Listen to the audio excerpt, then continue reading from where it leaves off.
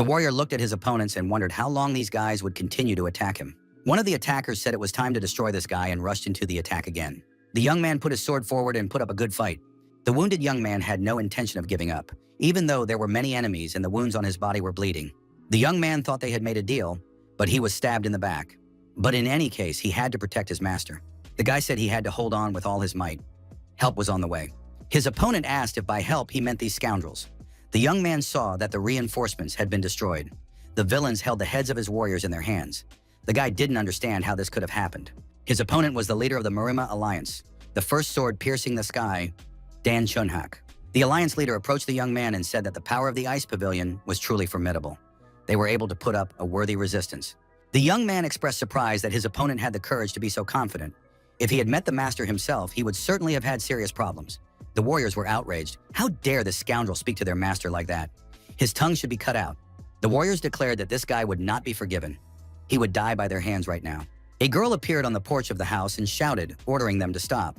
The young man told Lady Huayan not to come closer.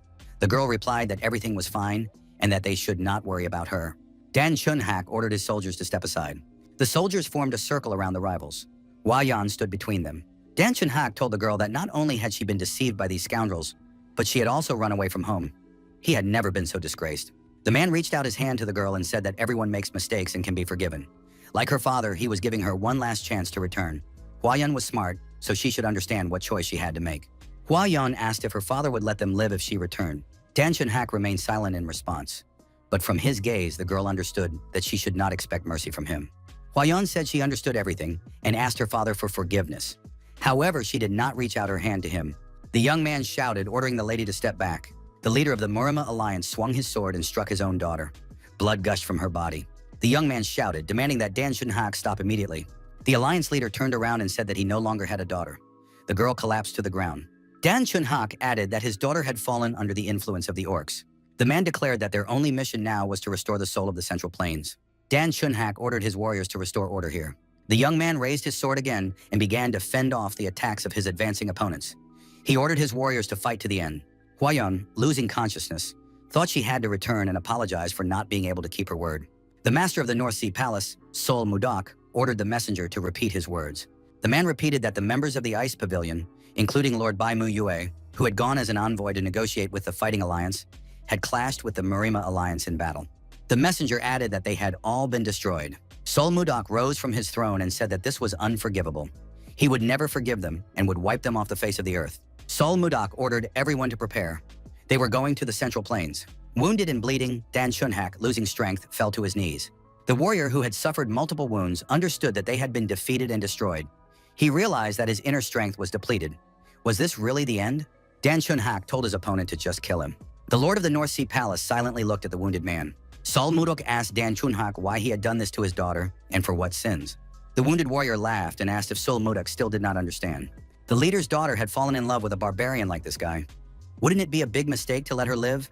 Dan Chunhak said that the Lord of the North Sea could capture Jiangnan, but he still wouldn't get what he wanted most. After these words, the leader of the alliance was pierced through by a powerful energy beam. The old man thought, could this really be the end? At the last moment, he remembered his daughter when she was still a small child. Why did she betray her father and get involved with this barbarian? That night, with the death of the alliance leader, Dan Chunhak, the great blood battle, which had lasted 6 months, came to an end. It was then that the living legend of the North Sea, Master Sol Mudak, became the undisputed ruler of the Central Plains. However, Sol Mudak showed no emotion. He just quietly looked up at the moon. In his chambers, Sol Mudak thought that now he had only this flower left. In front of him stood a pot with a red flower growing in it. The Lord of the North Sea indulged in memories. Once a young man was writing a treatise on the influence of art on human health when joyful exclamations rang out behind him. Sol Mudak asked Huayan what had happened. The girl was holding a pot with a flower in her hands and said that the flower of love had finally bloomed. Sol Mudak said that the flower of love only blooms when two people truly love each other. The girl replied that she had never doubted his feelings, although she was very upset that the flower had not bloomed for so long. But now it had bloomed, and it was incredibly beautiful. Huayan said with tears in her eyes that it wasn't just her one-sided love. Sol Mudak also sincerely loved her, and the young man confirmed this. Sol Mudak hugged the girl and said that he loved only her because she was so beautiful. Sol Mudo thought that Huayan was truly happy now, and he was grateful to this flower. After these memories, the Lord of the North Sea decided that he must fill the entire garden with flowers of love for Huayan. The young man said that no matter how hard he tried, he could not forget her. The young man was surprised, but the flower of love bloomed again. The young man wondered how this was possible. The Lord ordered his assistant to find someone who could explain what had just happened before his eyes. If necessary, they would have to search the entire Central Plains, but an explanation must be found. Several days passed.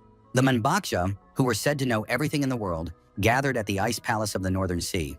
The elders wondered why the divine palace of the Northern Sea had invited them.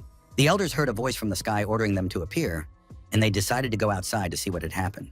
The people saw a garden of flowers and said it was a sight to behold. For the first time in their lives, they saw a garden filled with flowers of love. Such a flower may never be seen again in a lifetime. The symbol for love was inscribed on the stems. It was undoubtedly the flower of love. The sages wondered how so many rare flowers could exist in one place. At that moment, the Lord of the North Sea appeared behind them and asked if they liked what they saw. The elder asked who was standing before them. The young man introduced himself and gave his name. He added that he was the owner of this garden. The sages were amazed. Could it be that Sol Mudok himself was standing before them? The absolute ruler of the Central Plains noted that this garden was filled with flowers of love. The young man added that he and his beloved had made the flower bloom with the power of their love. However, when his beloved died, the flower also disappeared. However, for some unknown reason, the flower had been reborn a few days ago. The elder was surprised. Had the flower of love really been reborn? The wise men decided that this was a strange phenomenon and a real mystery to them. Although there was one possibility. One of the elders said that there is a possibility of rebirth in a new body, and this is called reincarnation. It seems that the deceased love of the palace owner has been reincarnated somewhere in this world, but her current whereabouts are unknown. The elder added that if this were not the case, there was simply no other explanation for the flower of love blooming again. Sol Mudok thought about reincarnation and felt hope rising within him. The Lord thought that he had succeeded in entering the Central Plains and uniting the entire region, fulfilling the long-held desire of the North Sea. But all that remained in his soul was emptiness. The North Sea was thriving, but his longing for Hua Yan only grew stronger. He had lost the girl and could find no meaning in living. Sol Mudok demanded that the elders explain how he could find his beloved. The old man said that the flower of love glows when two lovers are in the same place. When the lord of the palace finds his beloved, the flower of love will shine. The young man remembered that when Hua Yan brought him this flower, it did indeed glow. At the time, he did not attach any significance to it, but perhaps there was a secret hidden in it. The elder said that it would be difficult to carry a living flower with him, so he suggested turning the flower of love into a jewel that he could always keep with him. Sol Mudok announced that he would set off in 10 days, and by that time, all preparations must be completed. The Lord added that if everything went well, he would reward each of the Manbaksha with 100 yang of the highest quality gold.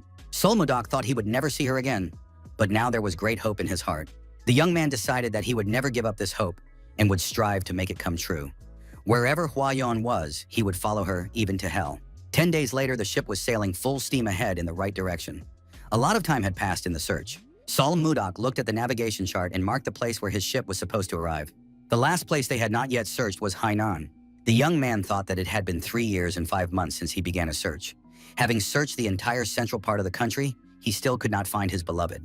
During his search for Hua Yan, he had progressed from the transformation level to the profound level and had undergone a complete metamorphosis twice. Sol Mudok remembered a conversation with his beloved.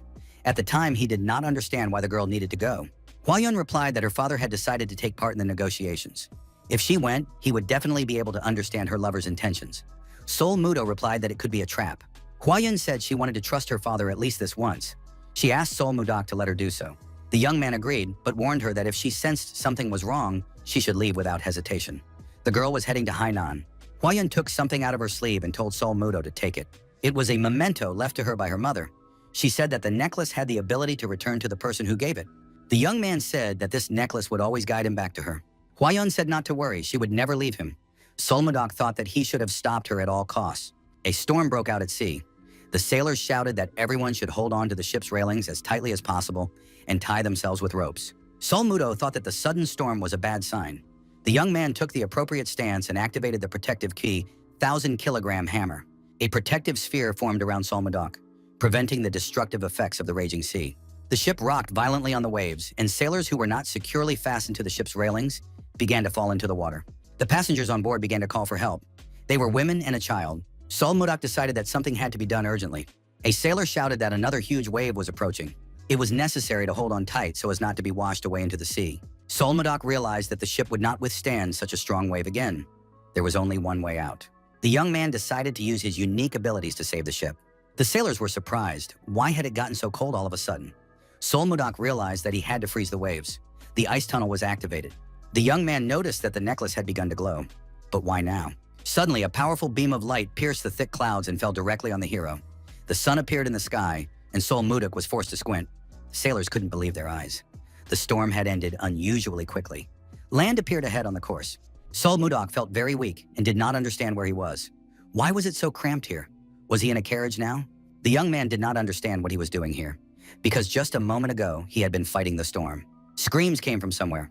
Sol Modoc looked out of the carriage and saw people running away from huge insects. A girl and a child were standing by the road. They watched the insects' actions with horror. The man shouted that he would save Sabina and Annie. Suddenly, the carriage and the huge insects were cut to pieces. The old man was surprised. What had happened to the first-class carriage? Sol Modoc left the carriage. He assumed that he had probably ended up in a forest somewhere in the Central Plains. Seeing the foreigners, Sol Modoc realized that he had traveled quite far. Huge flies continued to circle above the people. Sol Modoc activated the divine ice shot and froze one of the giant flies. The young man did not understand how a simple creature dared to attack a human just because it had grown in size. He said he could not forgive such a thing. Sol Modoc used ice crystals in the divine ice shot, destroying all the flies nearby. The oldest of the men said his name was Edmund Roll and that he was the head of the Roll Trading Guild. The man thanked Sol Modoc for saving his people and asked the name of the magical swordsman. Since the man was a foreigner, the protagonist did not understand what he was trying to say. Sol Modoc asked if anyone present could speak the language of the Central Plains. In response, silence reigned. The strangers began to talk among themselves in an incomprehensible language. Sol Modoc was surprised. Could it be that no one present knew the language of the Central Plains? Another man approached the hero and tried to explain something in his own language. The stranger held out his hand, on which lay a ring, and tried to give it to the young man. The eldest of the foreigners began to make strange movements, trying to explain the meaning of his words with gestures. Sol Modoc still did not understand anything, and the expression on his face spoke volumes. The man asked if the young man now understood what he was saying. Sol Modoc was surprised because this man had suddenly begun to speak fluently in the language of the Central Plains. Was this the power of the ring? The man confirmed this and added that it seemed to be the language of a place called the Central Plains. The elder said he wanted to introduce himself again. His name was Edmund Roll, and he was the head of the Roll Trading Guild. The man thanked the young man again for saving the guild members and asked what the magical swordsman's name was. Sol Modoc replied that he did not know what the term magical swordsman meant, but his name was Sol Modoc. Edmund was surprised. Did the young man really not know what a magical swordsman was? A magical swordsman is a person who uses a sword and magic at the same time. Sol Modoc asked what magic was. Edmund was amazed that this man had just shot ice and didn't know what magic was. The hero did not understand where this man came from or how to even begin a conversation with him. Sol Modoc held out his hand and said he would ask a question, asking Edmund to answer quickly. The old man was frightened and thought that this man was definitely crazy. But what if this madman started rampaging right now? Sol Modoc asked Edmund, sitting by the fire, if there really was such a thing as magic in this part of the Central Plains. The world is so big.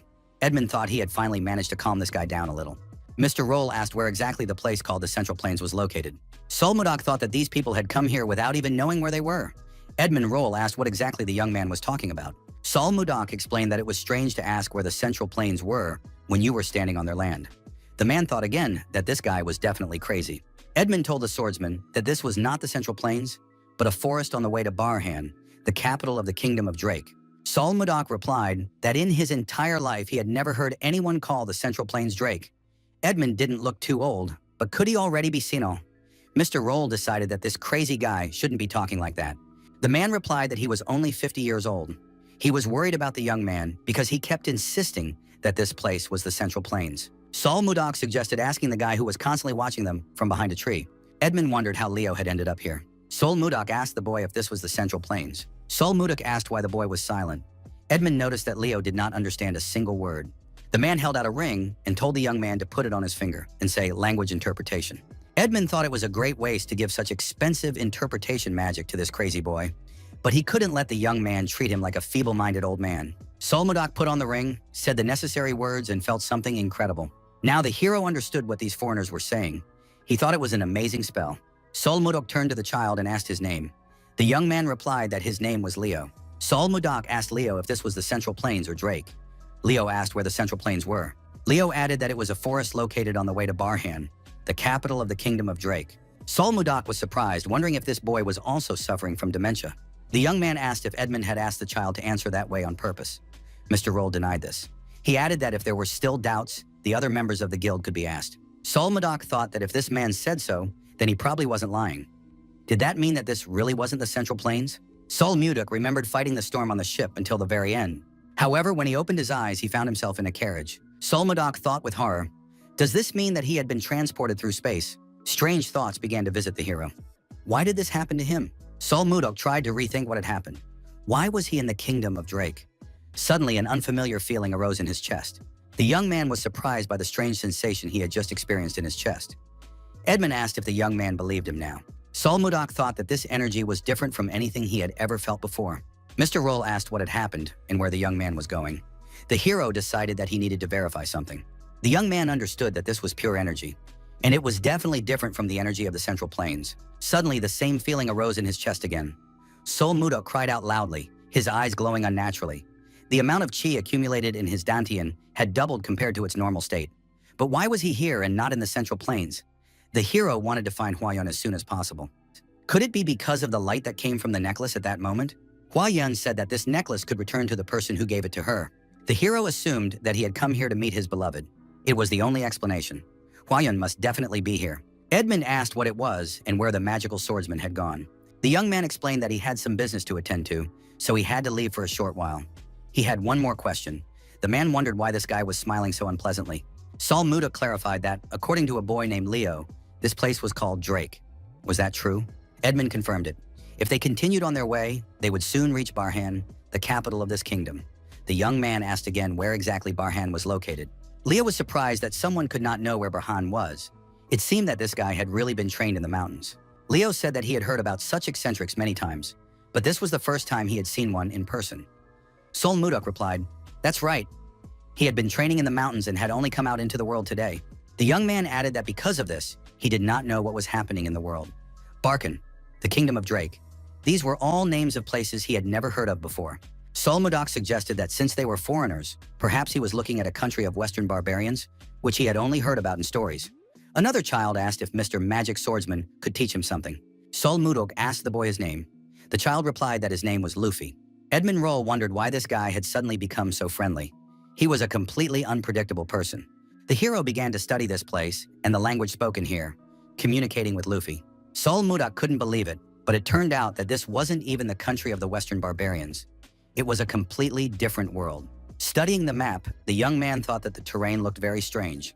In addition, the letters here were not the same as in the Central Plains. Not only did other races such as elves and gnomes exist in this world, beastmen also lived here.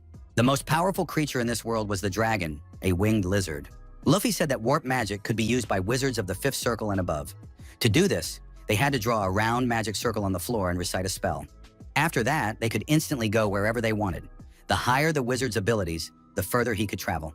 There were spells here that the hero could not understand at all. The young man thought about how many more amazing things there were in this world. Sol Modoc raised his head and saw 3 moons in the sky at once. The hero was forced to admit that this was a different world that did not exist in the Central Plains. Could it be that Hua Yun really called him here? Sol Modoc heard someone scream and wondered what the noise was. A woman's voice replied indignantly. Sol Modoc approached and saw Sabina holding a knife and shouting for no one to come near her. With her other hand, she was holding a child. The man told Sabina not to do that. He was sure that as soon as they got to the capital, she could be cured. After all, there were many magicians in the capital. There was no need to scare Annie like that. Sabina replied that even in the capital, healing magicians were rare and very expensive. Sabina added that the eggs of the killer beetle settle in the heart, and it is unknown when they might turn into larvae. How could anyone cure this? Sabina added that if the eggs turned into larvae, they would tear Annie apart. Sabina swung her knife and said it would be better for them to die before that happened. Sol Modoc told the girl to stop. He understood the situation roughly. The young man promised to cure these people and asked the girl to put down the dagger immediately. Sabina dropped the dagger from her hands and wondered how he had managed to appear there. Sol Modoc told the girl to sit down as the treatment could not be delayed. Edmund Roll asked if the young man knew how to use healing magic. Sol Modoc replied that he did not understand magic. He just knew a little about the healing methods of the place where he lived. The protagonist asked everyone to calm down. The man asked the magical swordsman to save these people. He couldn't repay him generously because he had nothing, but he was willing to do everything in his power to help the young man. Sol Modoc replied that he was going to do it for free, that is, without charge. Sol Modoc said that he would now begin treatment, so everyone should step back a little. Mr. Roll told everyone to step back. Sol Modoc walked decisively toward Sabina. The young man told the girl not to be nervous. It wouldn't take long. Sol Modoc asked her to close her eyes and relax. Sabina and Annie complied. Solmudok activated his unique abilities, and the patient's bodies began to glow. Solmudok understood that the insect eggs were located near the heart. Now he had to check it. After a thorough scan, the protagonist found what he was looking for. Everyone present held their breath and watched the extraction process closely. They had never seen anything like this before. Solmudok realized that the eggs had not yet hatched. That was good.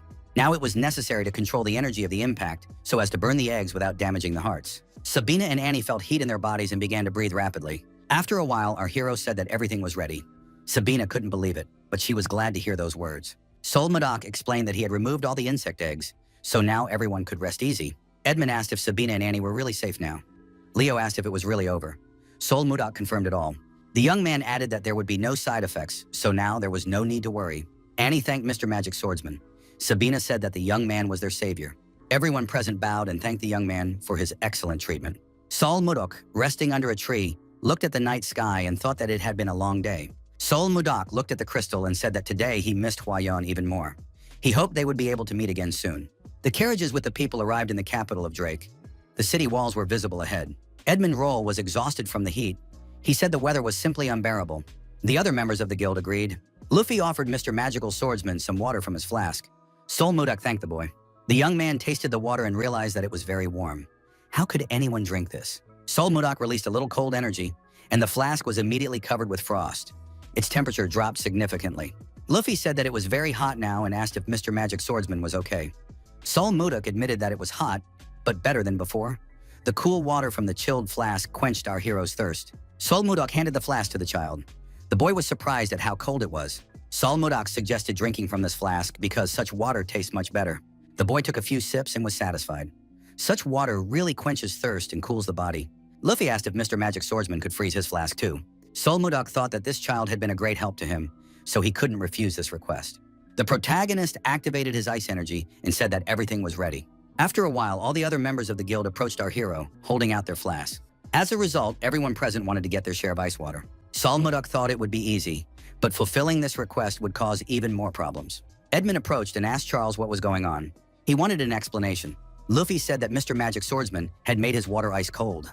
Everyone else wanted some too. Edmund knelt down and asked Mr. Magic Swordsman to do the same for him. Solmudok agreed and asked the man for his flask. Solmudok thought that for now, he should stay with the guild and explore this place. These people had helped him solve his main problem, the language barrier. The guy decided that he could cool their water.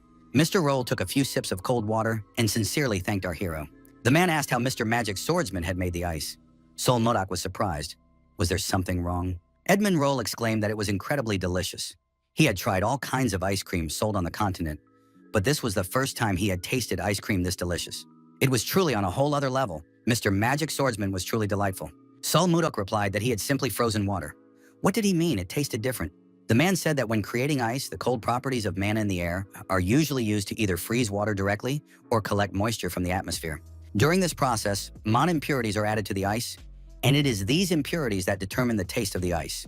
However, since every wizard has a different affinity for mana, few can make truly pure ice. And this ice is incredibly pure. That's why it was so delicious. Solmudok listened to the man and said that now he understood everything. Solmudok now understood why there had been such an enthusiastic response. Such a reaction to something as simple as ice made the young man feel even a slight pity for these people. Solmudok decided to do it again because he was in a good mood now. Mr. Edmund Roll said he had a proposal for Mr. Magic Swordsman. Several days passed. Our hero continued to stay with this guild. Charles yelled at the workers to carry the buckets more carefully. They had to be delivered to the far end of the store. In this place, our hero froze the water that was in these buckets. The freezing process continued uninterrupted. The result was ice cubes. They filled each of the buckets. Solmudok asked Edmund if he really planned to revive the trade guild's business by selling the ice he had made. Mr. Roll replied that this was exactly what he intended to do. Solmudok thought that this was not surprising because this man kept saying that it was good ice and that he was a magician. So Edmund had ulterior motives. The protagonist decided that he just wanted to restore his lost reputation and had no malicious intent. Solmudok didn't want to do it for nothing, so he had to bargain a little. The young man said that since he was making the ice and Edmund was only selling it, he would take 70% of the proceeds. Mr. Roll thought that the ice would sell like hotcakes, so it was a good offer. However, the man still tried to bargain further. Edmund said that in order to sell the ice, he would need to hire not only a wagon for transportation, but also workers to pull the wagon, as well as a mage to make sure the ice didn't melt. He would need a fairly large investment. Mr. Roll asked his partner to make some concessions. Sol Modoc suggested a 60-40 split. Edmund was surprised. Was it really that simple? The man suggested that they sign a contract. Sol Modoc agreed to the deal simply because he thought it would be a good place to study the world. However, things were now going much better than expected. An agitated Charles entered the room and said that Mr. Edmund should step outside for a moment. The companions were surprised by what was happening. A large crowd had gathered outside. They were waving their arms and saying that they had come here knowing that there were ice cubes and wanted to buy some of this ice. They wanted to make deals with the Roll Trade Guild. Edmund Roll told everyone who wanted to buy ice to line up immediately. He would not tolerate any disorder. Roll was surprised because these people didn't even want to listen to anything. Suddenly, a voice in everyone's head shouted, "Everyone be quiet!" Mr. Magic Swordsman appeared in the doorway. The young man told everyone to be quiet in the store. Sol Modoc said that if they started making noise again, he would have to kick everyone out, so they needed to be careful. Edmund said that this guild only sold wholesale. Retail customers would have to leave. The girl was upset because she had come all this way, but the salespeople shouldn't cross the line. Sol Modoc gave the retail buyers a stern look, and they immediately fell silent. Sol Modoc waved his hand and said goodbye to them. Wholesale buyers could line up. The buyers were from the Mage Trade Guild. Benjamin, the butler of the slave family, was also present. Another man said he was from the Arista family. Edmund Roll was happy because he knew he would be able to earn a lot of money, but he did not expect to be so lucky. The man understood that it was all thanks to Mr. Magic Swordsman. Although the guild had not yet been fully restored, if it weren't for the Magic Swordsman, they would not have had such an opportunity. Edmund suggested that Mr. Magical Swordsman take a little break. Now he would take care of everything else so that the young man could rest. Sol Modoc waved his hand and wished him luck. The young man really did decide to take a break from his duties. In fact, Edmund Roll had a compelling reason to revive the guild. It was revenge for his parents and siblings who had died unjustly. Therefore, he had to completely restore the trade guild. Next, he planned to use the guild to take revenge on Duke Icarus for destroying them, with the help of the Akasa Guild. Until that happened, Edmund decided he would not stop. Mr. Roll thought that if he succeeded, he would definitely repay Mr. Magical Swordsman. Sol Modoc lay down on the bed and felt very tired. Sol Modoc thought that things were going well now. He had a lot of money, and it was time to start gathering information about Hua Yun. There was a knock at the door. Sabina asked permission to enter. The girl opened the door, holding a plate of ice cream in her hands.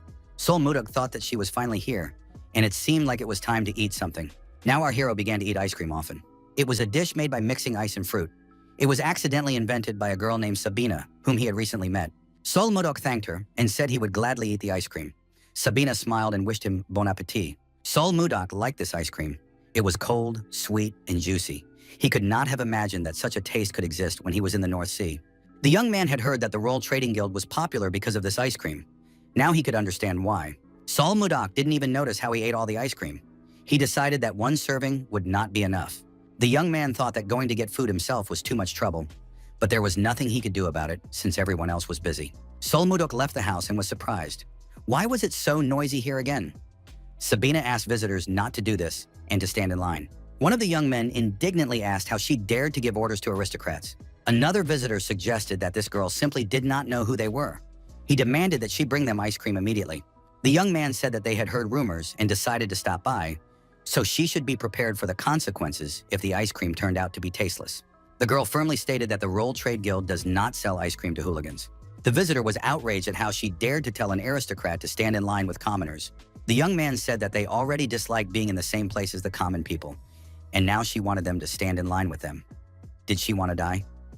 Sol Modoc listened silently to this conversation for a while. Sabina said that the ice cream she had made was not something you could get first just because you were an aristocrat.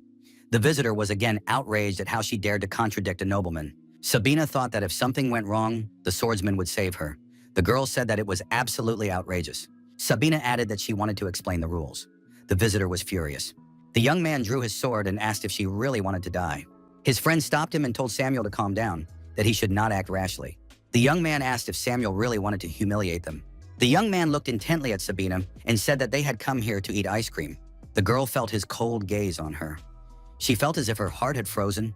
The guy said he didn't like to wait and added that the girl should hurry up and bring the ice cream as quickly as possible. Sabina replied that they would have to wait a little. Edmund Roll approached the young people and said that the trade guild did not sell ice cream to hooligans. The guild leader was surprised that Sabina had forgotten this. The girl apologized. Sol Modoc suggested that there was something between these people since Edmund was reacting so violently. The man told the visitors to leave immediately. Further failure to comply with the above guild rules was unacceptable. The young people responded that this was extremely outrageous. How dare he insult aristocrats? He said that the young people were mistaken. The reason he was not selling ice cream was not only because they had barged in without waiting in line. One of the customers asked what the reason was. The man said that they should ask Duke Icarus about it themselves. The young man was surprised that the man knew his father. The young man looked closely and thought that the man's eyes reminded him of someone. The young man smiled and said that now everything was clear to him.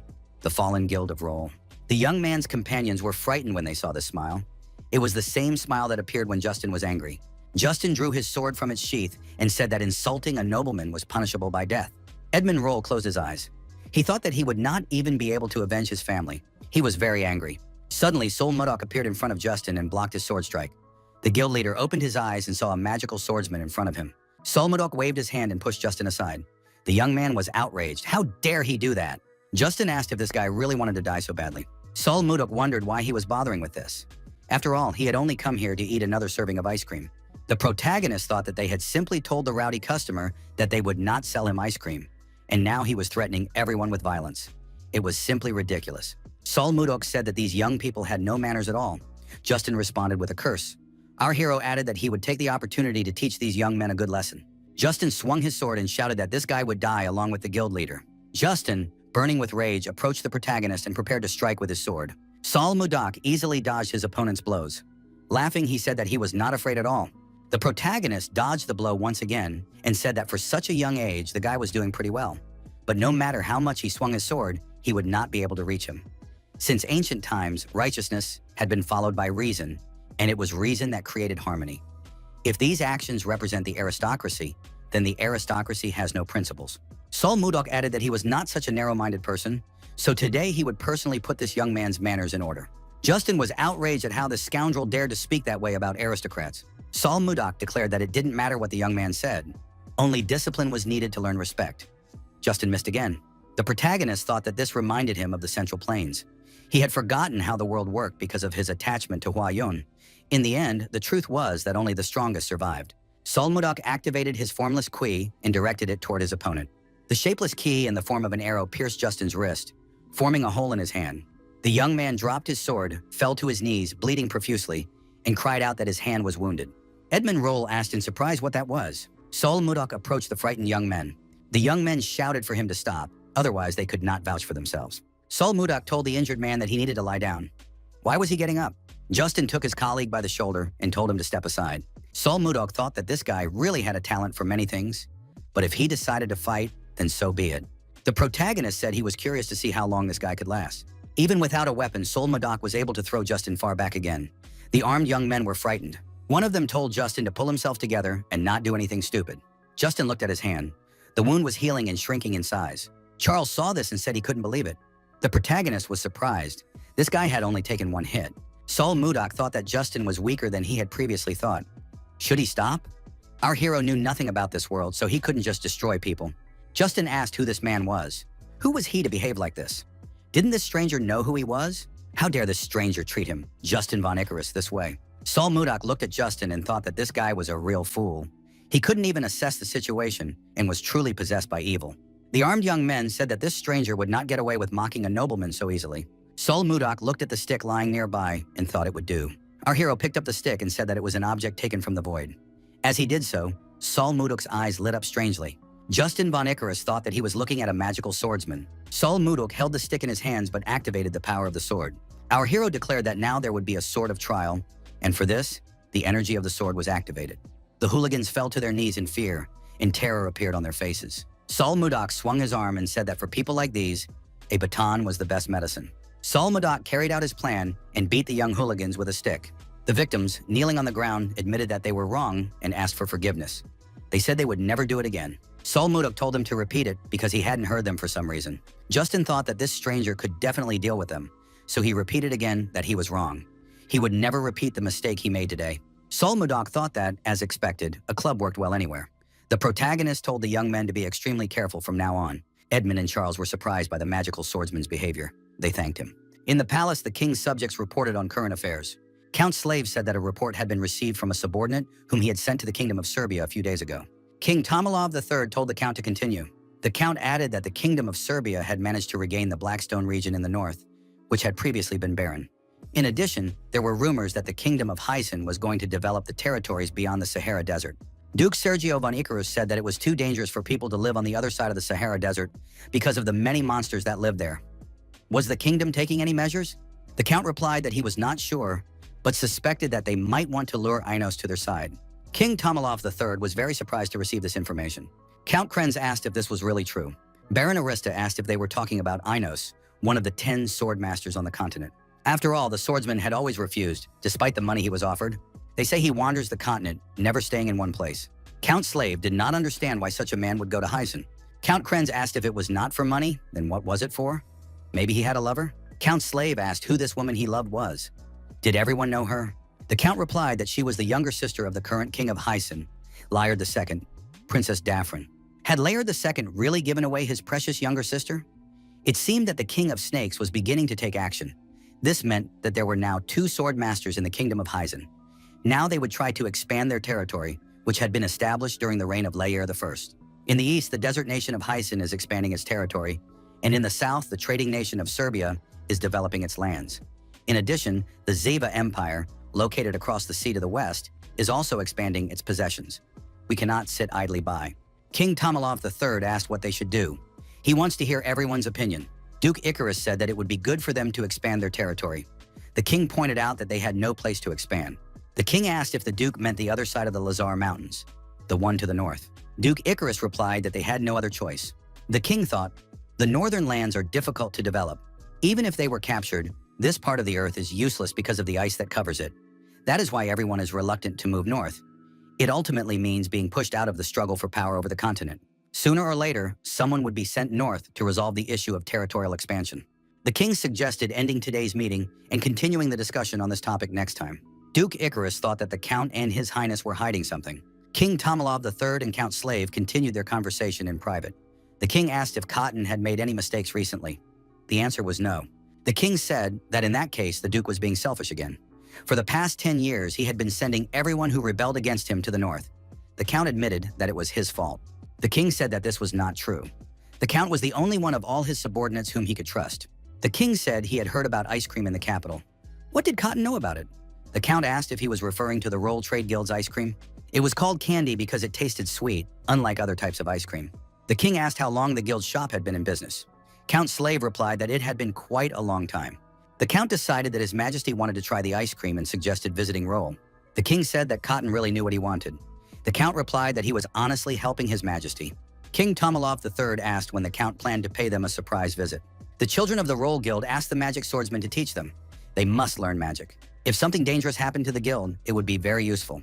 Luffy said he would study hard. Sol Mudok said that what he uses is not magic, but martial arts. It is called the Divine Ice Shot.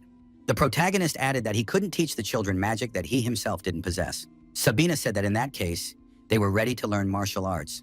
The children supported her. Sol Mudok saw determination in the children's eyes to achieve their goals, and remembered his own childhood. As a child, our hero also wanted to be taught martial arts. Sol Mudok thought it was inconvenient to teach someone at a time when he needed to find Hwayon as soon as possible. But these children wanted to protect someone. Moreover, weren't these the children who had helped him when he knew nothing? According to the rules, the protagonist couldn't just teach them the martial arts of the North Sea, but this is a different world. Sol Mudok said he would think about it and suggested they come back tomorrow at the same time. The children left, and our hero thought that he was the same when he was little. It must not have been easy for the teacher. Sol Mudok looked out the window and heard the sound of clanking iron. But why at this time? It was impossible to even rest peacefully. The Count wondered if they could hold out until reinforcements arrived. The attack was aimed at the Count and the king. An unknown figure wearing an undead mask attacked the king with a fire breath. There was a powerful explosion. The king shouted for Cotton to stay safe. The Count approached the king and knelt down. Slave said that everything was fine now. The king was indignant because the Count's hand was injured. The Count said it was not dangerous and not worth worrying about. Cotton thought there was a wizard there. He was mistaken because of the similarity in clothing. The masked attackers decided that no one should be left alive. One of the attackers said he was ready to break the necks of these noble gentlemen. The attackers crept up behind the Count and swung their swords at him. The Count spun around sharply, and the swords of the opponents crossed. Cotton asked whose fate had prompted the villain to come here. The attacker said that these people would soon die anyway, so they were unlikely to find out anything. The Count thought that thanks to magic, the number of attackers had increased significantly. These guys have no intention of letting them live. We can't lose to them. We must protect His Majesty at all costs. The masked men activated their magical attack again. Slave ordered his subordinates to gather and protect His Highness. The villains activated their fire breath again, and said that it was too late to hope for salvation. Unexpectedly, the villain's attack was repelled, and one of them lost his mask. Sol Mudok was on a branch of a nearby tree. The protagonist suddenly appeared behind the attacker and said that he just wanted to admire the moon. After these words, the villain was attacked. Sol Mudok suggested that the attackers finish quickly because he was worried that the ice cream would melt. The villain thought he had lost sight of this guy for a second, but he wouldn't let him relax. This guy is quite unusual. The attacker thought that they outnumbered this guy, so victory would be theirs. They needed to deal with the king as quickly as possible and get out of there to avoid any unforeseen situations. The villain told his comrades that he would deal with this guy and they should deal with the king. Sol Mudok looked at his opponent's weapon and said he didn't expect to see such a sword here. That meant he would have to let him play with the North Sea Ice Palace's new toy, the Solon. The protagonist told his opponent not to hold back an attack. This angered the villain even more. The attacker rushed at the young man and declared that this guy would not return alive. Sol Mudok easily dodged his opponent's attacks. The criminal was unable to achieve his goal. Sol Mudok fought back and his opponent flew far back. The king asked in surprise what was happening. The count asked his highness to take a step back. The king looked at the young man and thought that he was the hope of the kingdom. One of the attackers turned to the commander, Captain Morian, and said that they were facing a master swordsman. Sol Mudok suddenly flew into a rage and said that it was all because of these scoundrels. The young man added that his ice cream had already melted in the rain. The masked criminals were surprised. What was this guy talking about?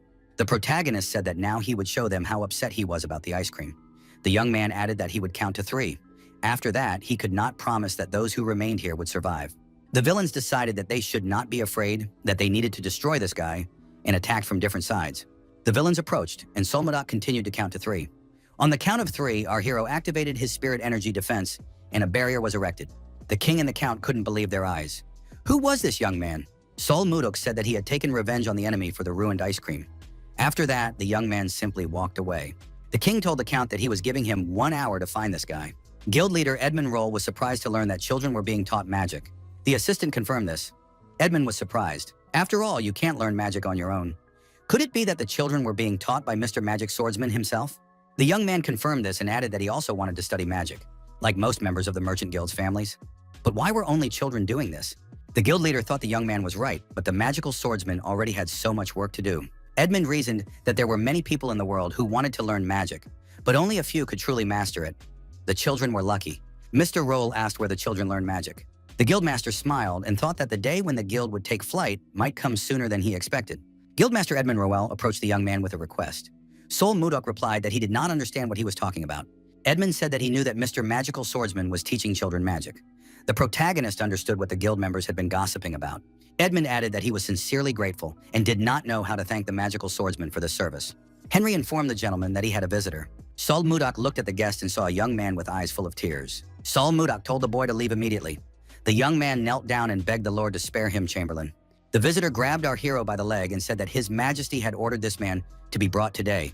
Otherwise, he would take matters into his own hands. Sol Mudok said he didn't care about that. Edmund wondered, was this really His Majesty's Chamberlain? The Chamberlain asked the young man not to refuse today's invitation and begged the gentleman to have mercy on him. Sol Mudok said that this guy had been coming here for days and was annoying him. The magical swordsman turned around and told the boy not to come back and waste his time. The Chamberlain continued to cry, kneeling on the ground.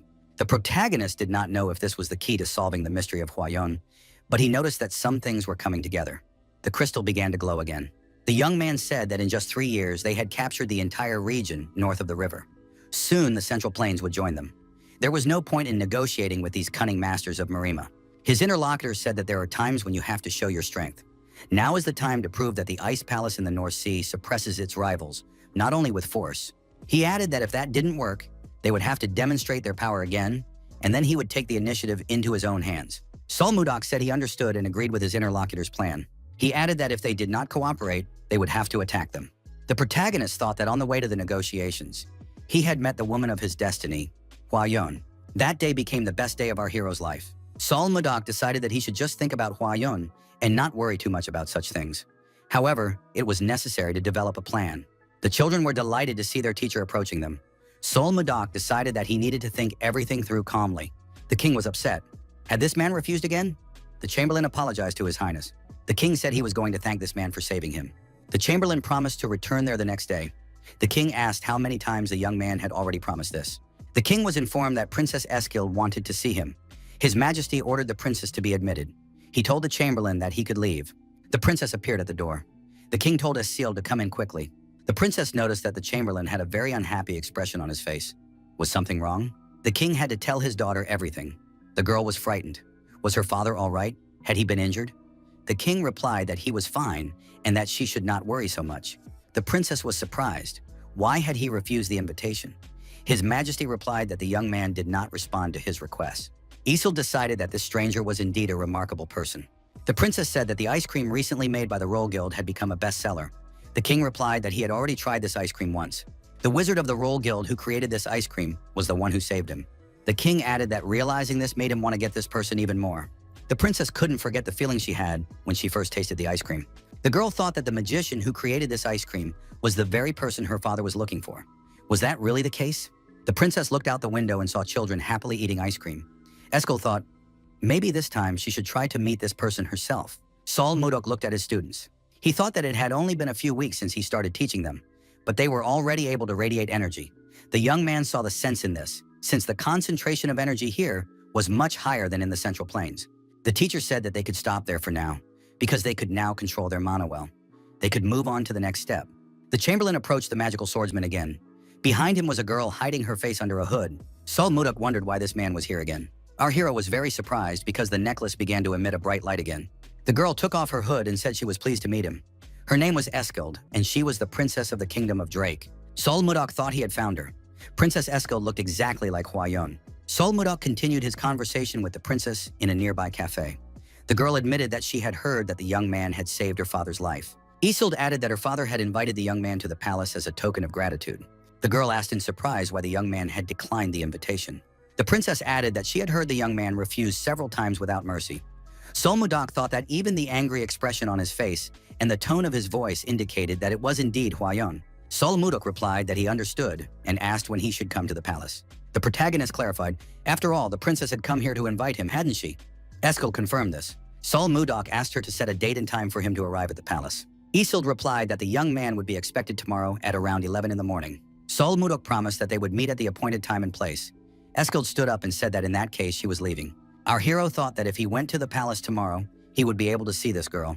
However, she was a princess, the daughter of the king, the most powerful man in the country. Sol Mudok wondered how he could get close to her and marry her. The protagonist remembered Hwa-Yun's last conversation with his father and how it all ended. Sol Mudok decided that this time he had to plan everything carefully so that nothing like that would happen. For this, he needed Edmund's help.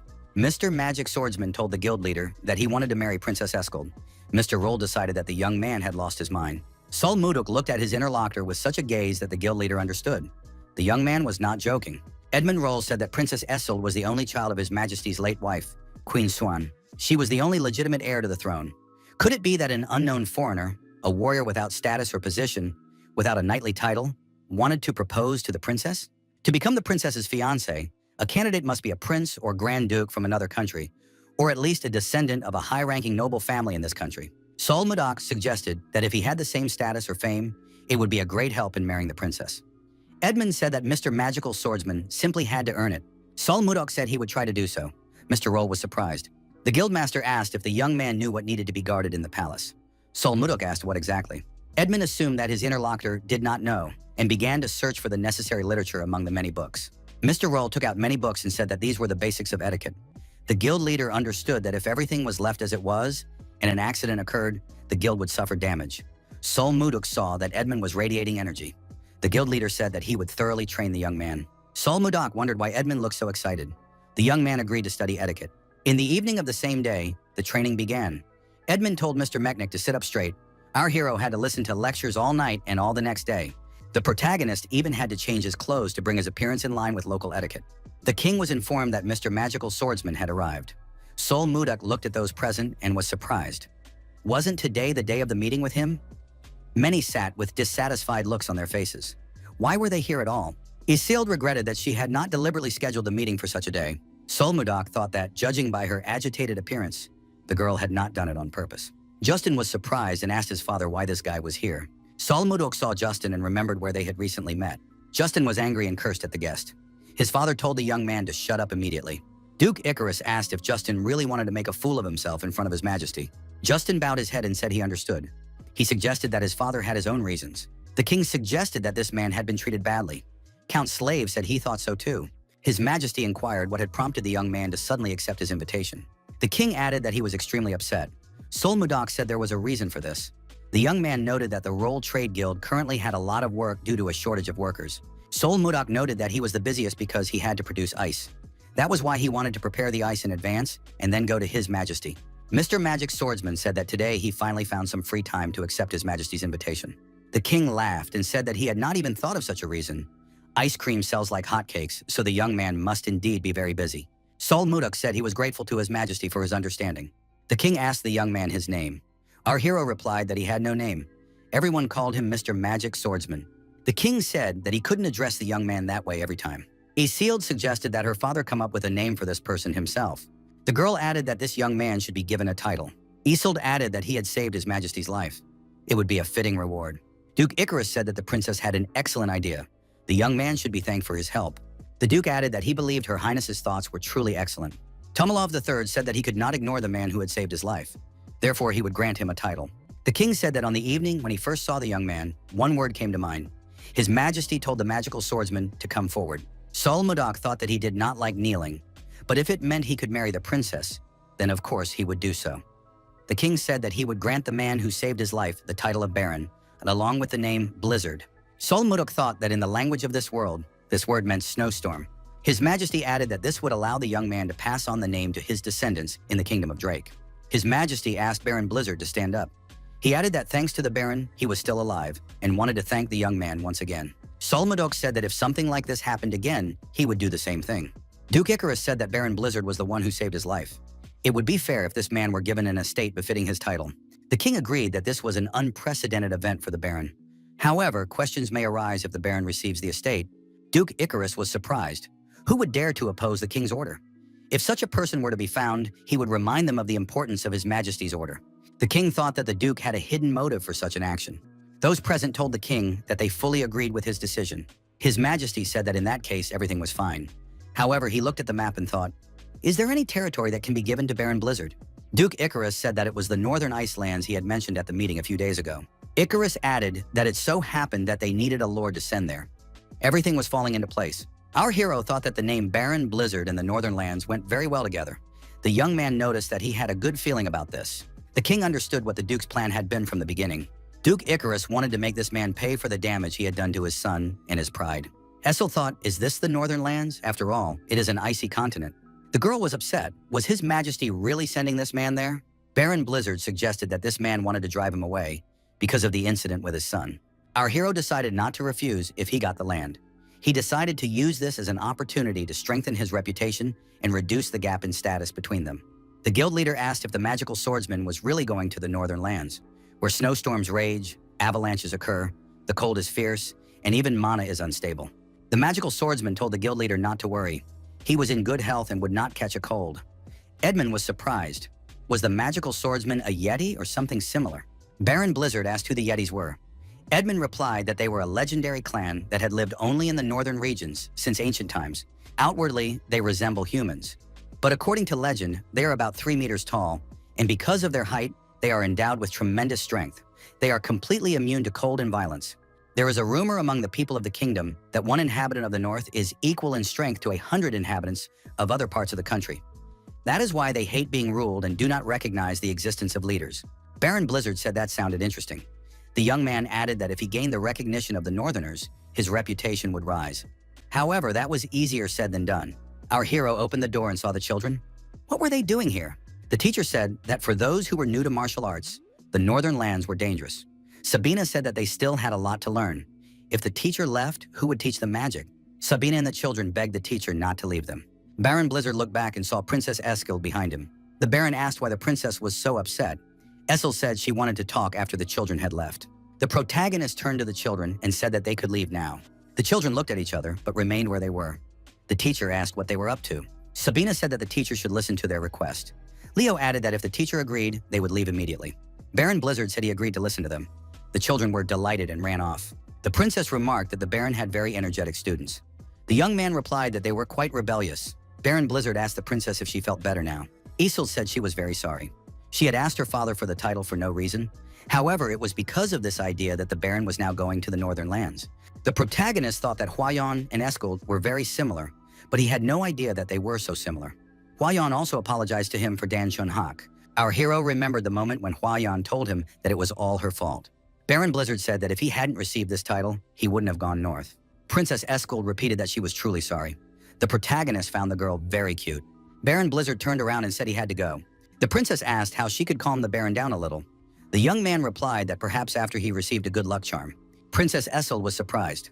What did a lucky charm mean and what was it?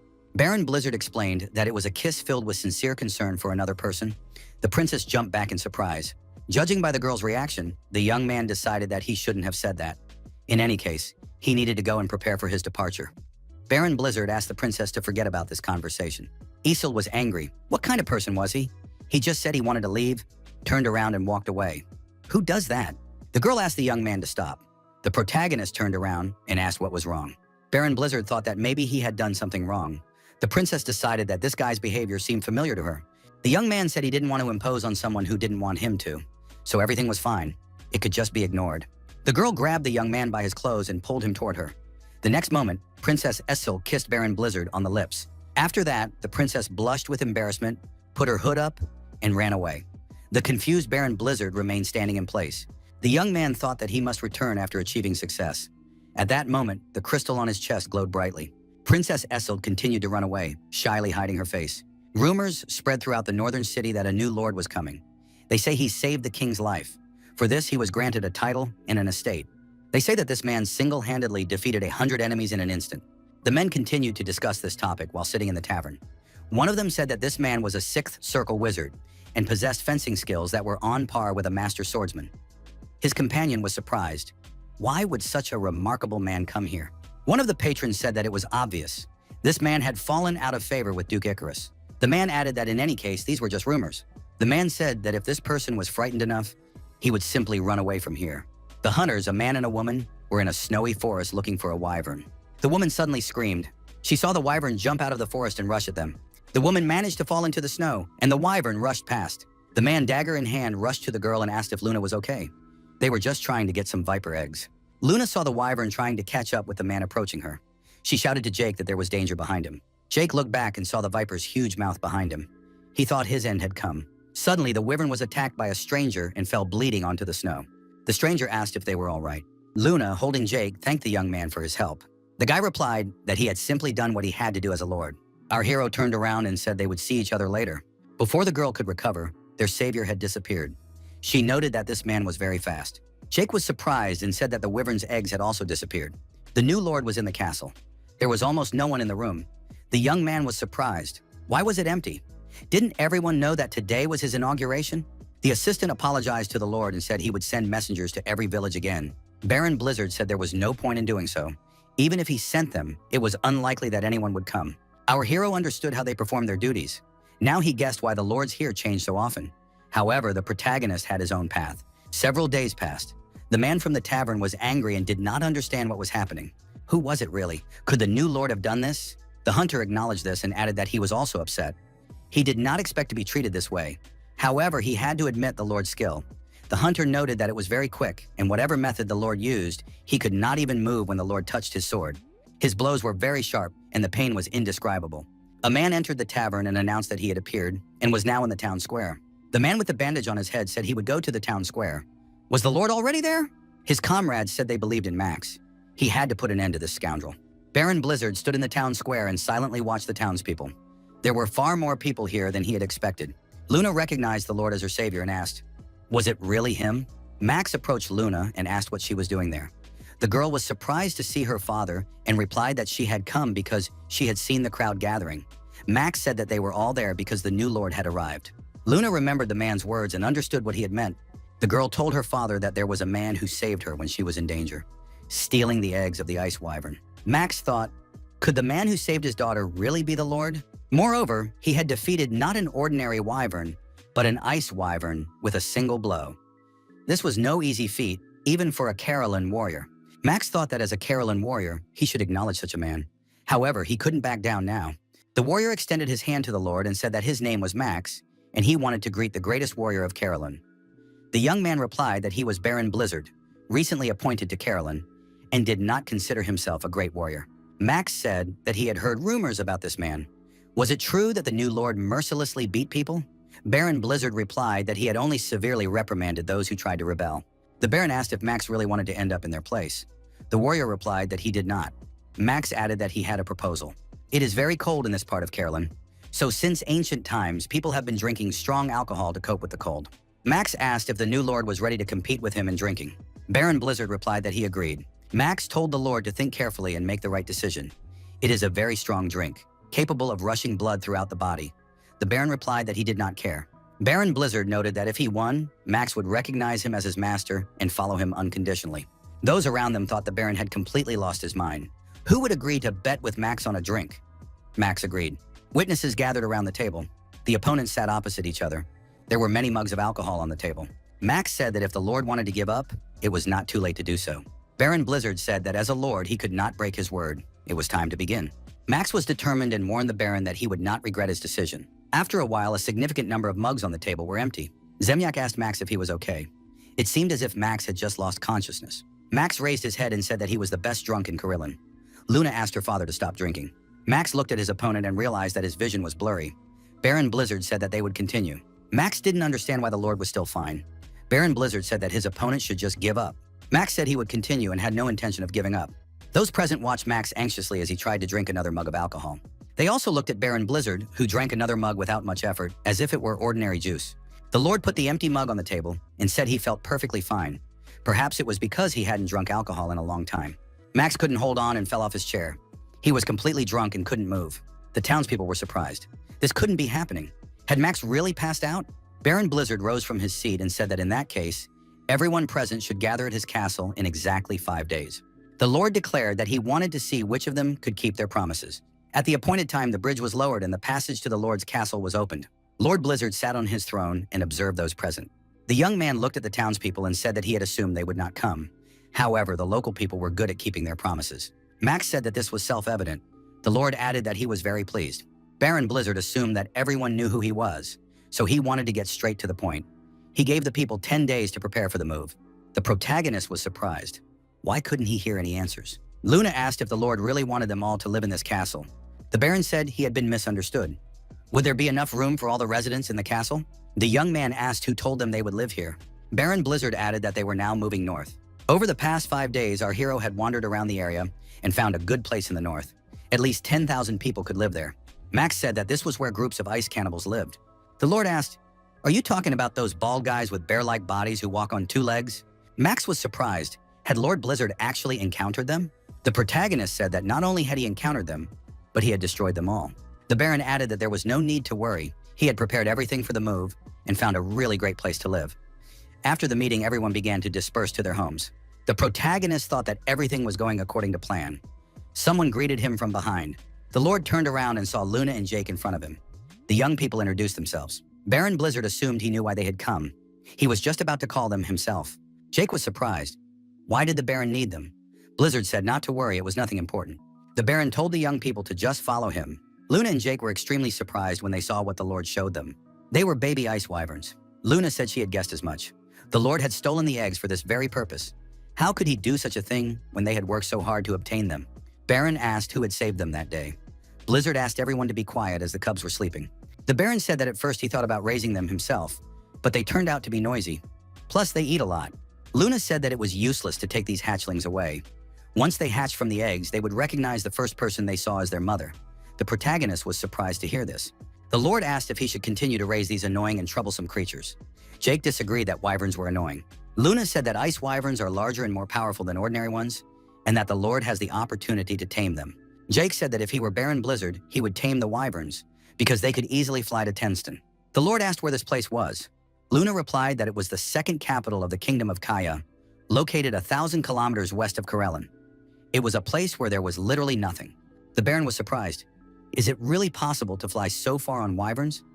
Jake replied that the round trip would take about 2 hours. The protagonist asked how he could tame a wyvern in that case. Luna was surprised. Had the Lord changed his mind? Baron Blizzard said he had a great idea. A few days later, the people of Caroline began a great migration at the behest of Baron Blizzard. The girl approached the teacher and said that people were having a hard time. The protagonist thought that everyone was exhausted after 3 days and nights on the road. Baron Blizzard believed that there were still people who did not trust him and were hesitant. Our hero knew that they would soon reach their goal, and then the hearts of these people would change. The Lord told everyone to listen to him carefully. Blizzard said that they were almost there. Even if it was difficult for everyone, they had to trust him and hold on a little longer. The old hunters said that they did not know where they were going. They were not even sure that there really was no ice cannibal there. Baron Blizzard reminded them that he had said he would defeat them all. The Lord hoped that people would believe him and understand. Baron Blizzard added that everyone would understand, but only when they got there. In the end, they all ended up in the very place the teacher had mentioned. The protagonist admitted that it took some time to find this place, but he hoped that everyone would like it. The young man realized that the others were finally feeling better. They didn't know that such a place existed in Carolyn. The Baron told everyone to listen carefully. Once upon a time, this place was a refuge for ice cannibals, but now they would live here. The Lord added that if they were going to live here, it would be logical to give this place a new name. Everyone unanimously supported this proposal. The protagonist thought that he used to live in the Northern Ice Palace, so they should choose a name similar to that. Baron Blizzard declared that from now on, this place would be called White Castle. Our hero thought that now all that remained was to take the wyvern cubs away and place them in a free space. Suddenly, a strange sound rang out. The protagonist looked in the direction of the sound and realized it was ball lightning. The wyverns couldn't stand the sound and fell to the ground unconscious. The young man with the ball lightning in his hands was surprised. Where did the wyverns come from? The protagonist was surprised. Where did the wizard come from? Baron Blizzard approached the wizard and attacked him with ice magic. Blizzard grabbed the wizard by the throat and said he wouldn't ask twice. Where did he come from, and who was he? Our hero asked why the wizard had attacked his wyverns. At some point, the wizard felt paralyzed. His body was completely immobile. The Baron said that this man's lineage was not paralyzed, so he could speak and must answer honestly. The wizard said his name was Count Jerome von Karen. The wizard guessed that he was the very same Blizzard who had saved His Majesty's life and received a title and lands. Our hero was surprised. Did this man know about him? The Baron asked if he was by any chance the same former lord who had been appointed here and then expelled. Count Jerome von Karen said that he had his reasons. The protagonist said that this young man was looking down on him in vain. Kerwin remarked, "Now that the Baron knows about him, aren't they on the same side?" The protagonist grabbed the young man by the head and said that they were not equals. The Count was equal to his dog. He had not fulfilled his duties and should have simply renounced his title. Baron Blizzard said that this time he would punish the Count with a special servant, so there was no point in even trying to fight him. Baron Blizzard added that if Count Kerwin continued to speak ill, he would have to be destroyed. The Count assured him that this would not happen. Blizzard told the wizard to heal the wyverns and leave. Count Jerome Kerwin was surprised. Did he really need to heal them? The protagonist said he was confident in his ability to understand people. If this guy used magic, then he could be useful. Count Jerome Kerwin thought that something had gone wrong this time. The young man asked, did the Baron really want him to send a letter to the capital? The protagonist clarified, was it really that difficult to send a letter to the Queen? The Count was surprised.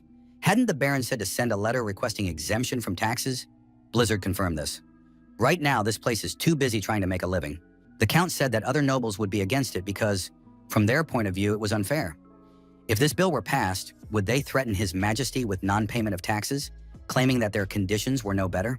Count Kerwin added that no matter how much His Majesty the King favors the Baron, he will refuse. The protagonist wondered, are the nobles really the problem? At the center of it all was the man who had sent him here. Baron Blizzard said that perhaps they would postpone it for a while. The Count breathed a sigh of relief. Baron Blizzard showed him a large number of papers that needed to be processed and said that the Count would find work. Countess Kerwin replied that she would do her best and trust Baron Blizzard. The Baron told Count Kerwin to start preparing immediately. Armed warriors began to gather at a certain place. Jake asked why their leader had gathered them so unexpectedly. Luna said that she had come fully armed, but why had they been gathered here?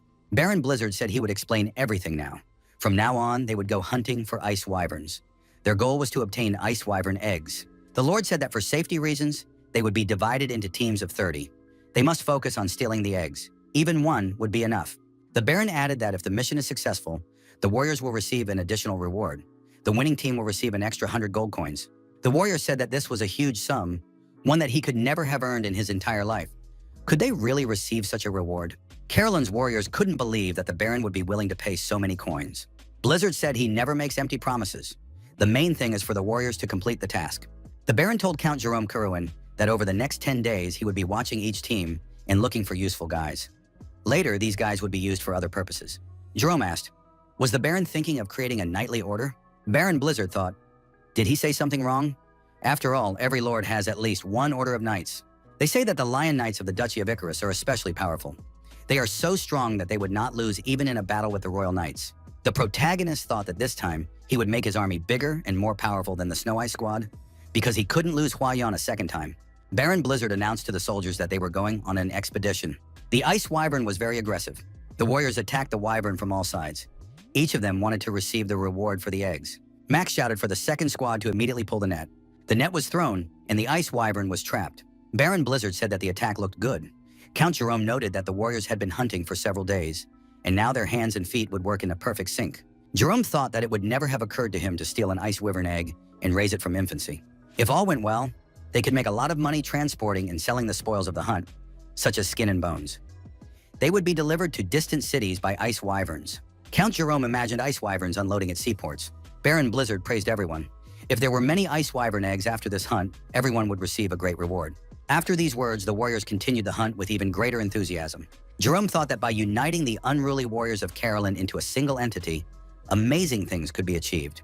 As expected, the Ice Wyvern was destroyed. A warrior named Storm had a hand in this. Baron Blizzard said it was quite good. The Lord asked who this guy was who had just defeated the Ice Wyvern. Jerome said that he was the real Storm Shorta. Judging by the fact that he even had a nickname, he must have been quite famous. He was a hero of the common people who raided the homes of evil nobles and distributed their wealth to the common people. This guy was caught in a trap and imprisoned, but he managed to escape. The protagonist thought, judging by how Storm gets along with the locals, he seems like a decent guy. Jerome said that they might find someone else who could be quite useful. Baron Blizzard told the warriors that they had done an excellent job. Thanks to the hard work of all the participants in the Wyvern hunt, they managed to collect a sufficient number of Ice Wyvern eggs. The Lord added that he would definitely give them their reward as promised. Max noted that they had brought the Ice Wyvern eggs as promised. But why were they needed? Blizzard understood that everyone was curious as to why he had suddenly asked them to collect Wyvern eggs. He would explain everything now. After hatching, Ice Wyverns accept the first person they see as their mother. In fact, this is how they can be tamed. The Baron announced that he plans to use the tamed Ice Wyverns as a means of long-distance transportation. Loaded Wyverns will be able to deliver goods to any point in the country. Max asked what kind of goods they would specialize in. Blizzard replied that the first thing would be Ice Ogre leather. Max and the other warriors were surprised. Did the Lord really want to send them to their deaths? The Baron asked who, in their opinion, had gotten rid of the Ice Ogres that had been swarming around this white castle for so long. Blizzard said he would not allow the warriors to become food for the Ice Ogres.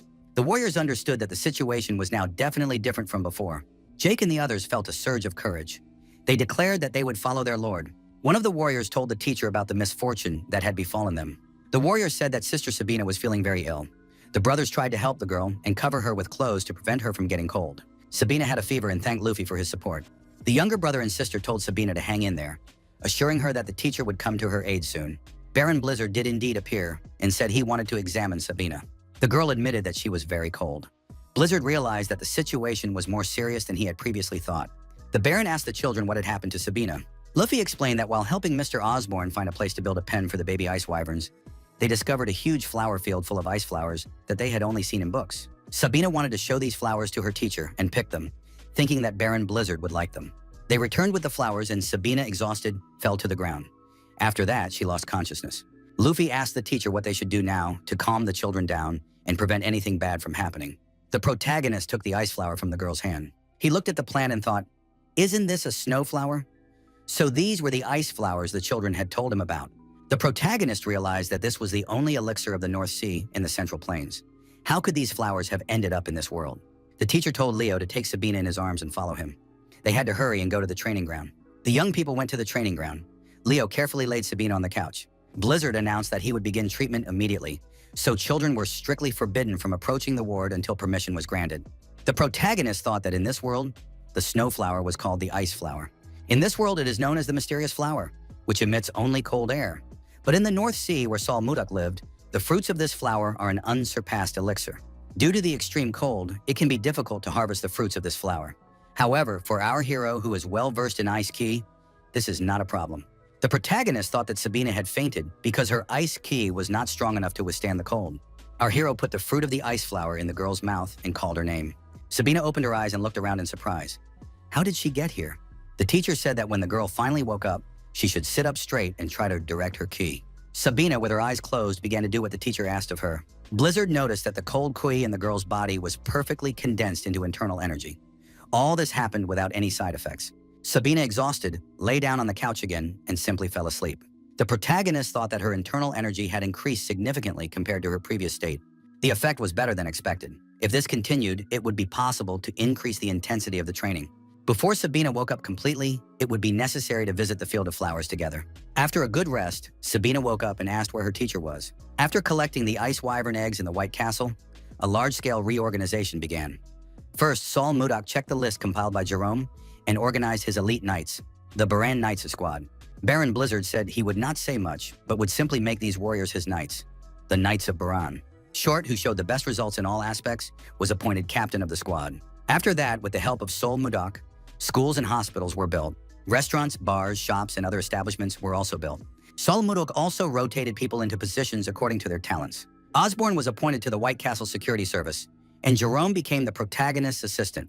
Jerome said that his mission was to teach magic to others. In addition, 2 armed groups were created. The Guard Squad is responsible for guarding the outer perimeter of the White Castle. They will also conduct reconnaissance throughout the region and return stray residents. The other group is the Knights of the Wyvern. Jake asked his lord to assign this group to him. Blizzard told Luna that the secret was that he himself was the head of the first squad.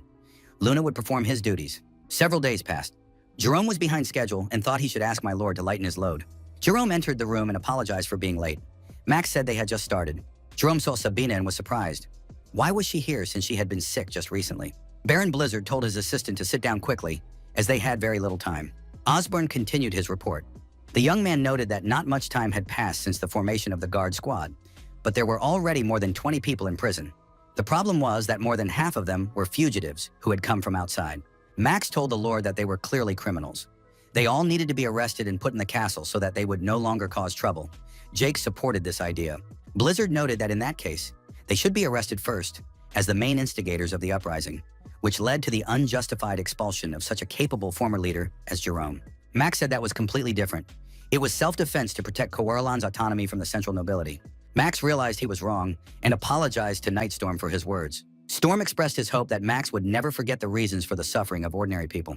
The Baron was surprised. How could Max be so short-sighted? He asked if there were any other opinions. Sabina asked if she could express her opinion. The girl noted that the village had developed a negative public opinion about fugitives. Sabina added that the hunt for cannibals was starting today. Blizzard was surprised. What did that matter? The girl asked why, in that case, the people in prison should not be put at the forefront of the hunt. Blizzard thought it was a good idea and told the girl to continue. The hunter informed Captain Short that they might have lost him. First-class fugitive Gregory and Captain Gregor Short were on the front lines. First-class fugitive Lennon was also with them. Captain Short agreed. Once they were far enough away, they would conceal their presence and attack as usual. An armed ice ogre was moving along the snow-covered path. Gregory and Lennon attacked the ogre from behind. The ogre was wounded and bleeding, fighting back with a club, but was destroyed. Sabina suggested putting those in prison at the forefront of the hunt. Osborne asked if she really wanted to use them as human shields. It seemed like a last resort. She said that if the teacher went with them, it would be much more humane than keeping people in prison. The teacher did not waste human resources unnecessarily. After the attack, Captain Short asked Lennon if he was okay. Lennon replied that it had been a bit risky, but they had managed. Schwartz and Gregory laughed. The captain said it was a crisis similar to the one that had occurred in prison when he threw down his pickaxe. Lennon noted that this was a chance for them to start over. Baron Blizzard thought that people's opinion of criminals would definitely change. They had become more united through cooperation. The young man was glad that his student Sabina had suggested this solution. A huge creature watched the people, hiding behind a tree. The hunter commanded the squad, coordinating their actions. The young man said that there was no need to rush, that they should approach the trap slowly. The masked hunter announced that he was going to fire several arrows, so everyone should be ready. The arrows flew from the bow, but they all hit the tree. The young people saw that there was no target in the area of impact. The archer explained that he had heard the rustling of leaves and mistook it for an enemy. They needed to retrieve the arrows and check other places. Suddenly, a huge monster appeared from behind a tree. The hunters were stunned. Baron Blizzard told his assistant that the people of the duchy were no longer afraid of the ice ogres. Osborne acknowledged this. Now all the people are full of energy. Jerome said that it was all thanks to the Lord's leadership. The Lord noted that everything was going according to plan. Jerome must instruct everyone not to act rashly. The ogre was destroyed. Osborne asked Jerome if they were still studying monsters other than ogres and wyverns. Jerome noted that some information still needed to be systematized. A warrior from the front line informed Osborne that everyone had survived, but had been seriously injured and was being treated in the hospital. Blizzard asked Osborne what was going on. The assistant replied that they seemed to have a problem. A monster had appeared that was different from the ice ogre. The soldier said that 2 of them had been attacked by this monster. It was definitely not an ogre, but a different biological species.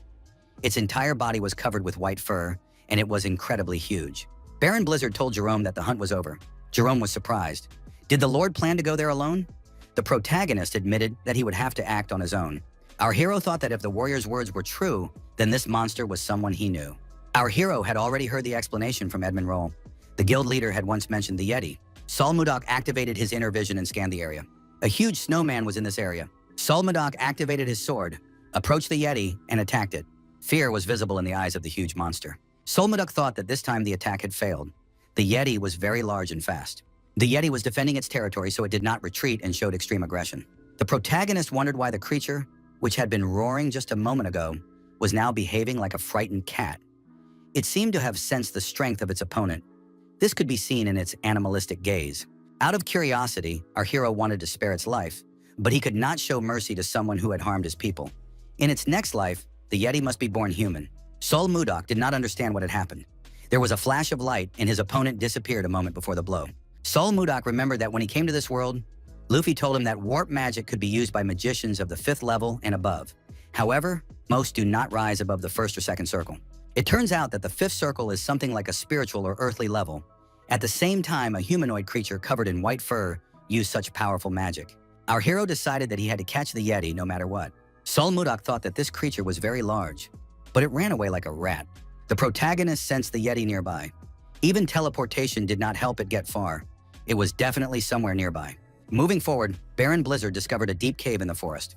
The young man descended into the cave and realized that he was in an underground archive in the middle of a snowy wasteland.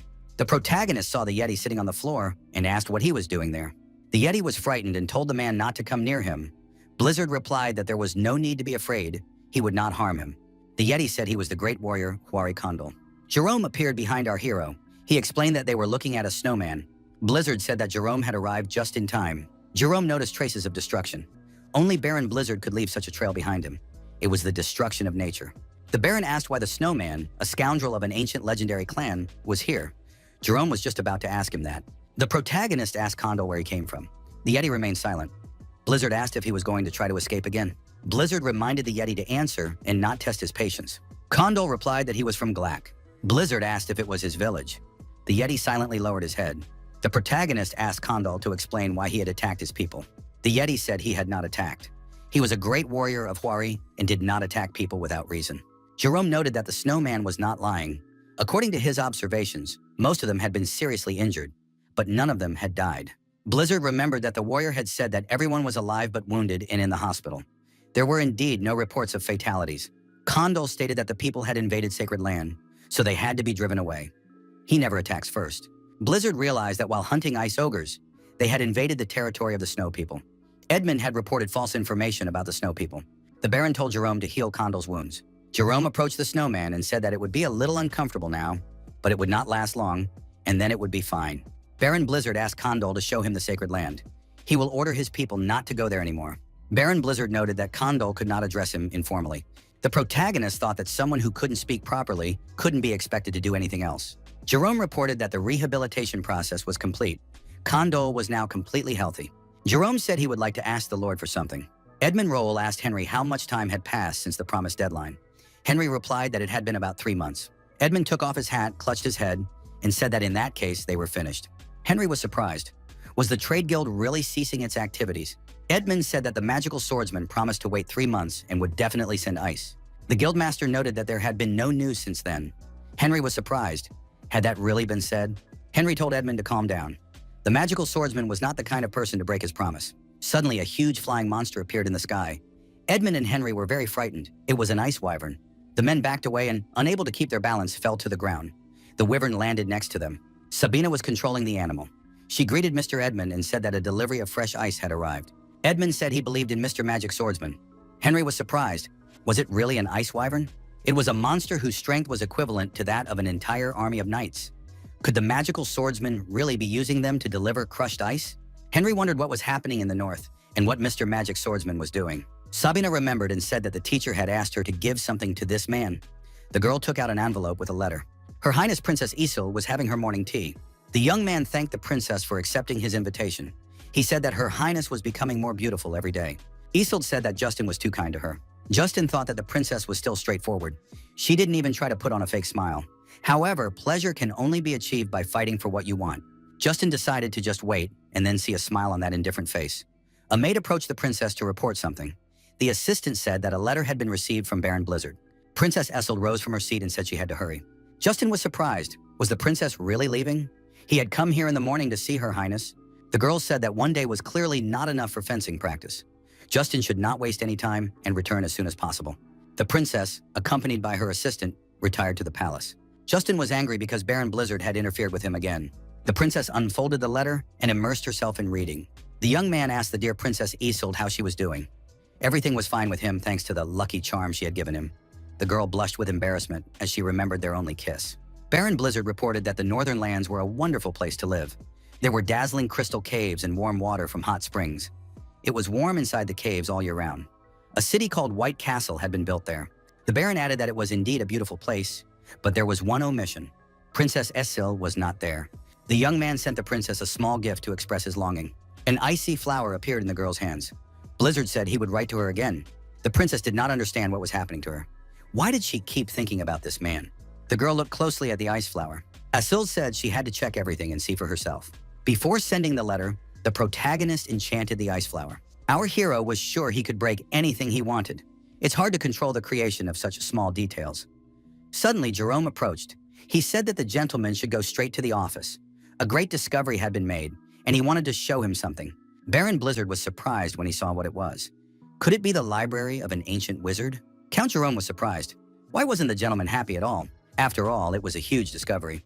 Jerome added that it was the legacy of an ancient family, the cornerstone for the revival of forgotten magic, and an opportunity to go beyond the fifth circle and so on. The Baron said he felt some kind of energy and asked Jerome what he had up his sleeve. Jerome replied that he didn't want to bother the gentleman with trifles. It was just a useless thing. Blizzard took the small bag from Jerome and said that people always become curious when they see something hidden. The bag contained crystals. Jerome explained that they were just stones that sometimes glowed. The assistant added that he had not tried to hide them on purpose. They were mana stones, which contained compressed magic. Baron Blizzard asked what was so special about these stones that Jerome decided to hide them. Jerome replied that he was now a fourth circle mage.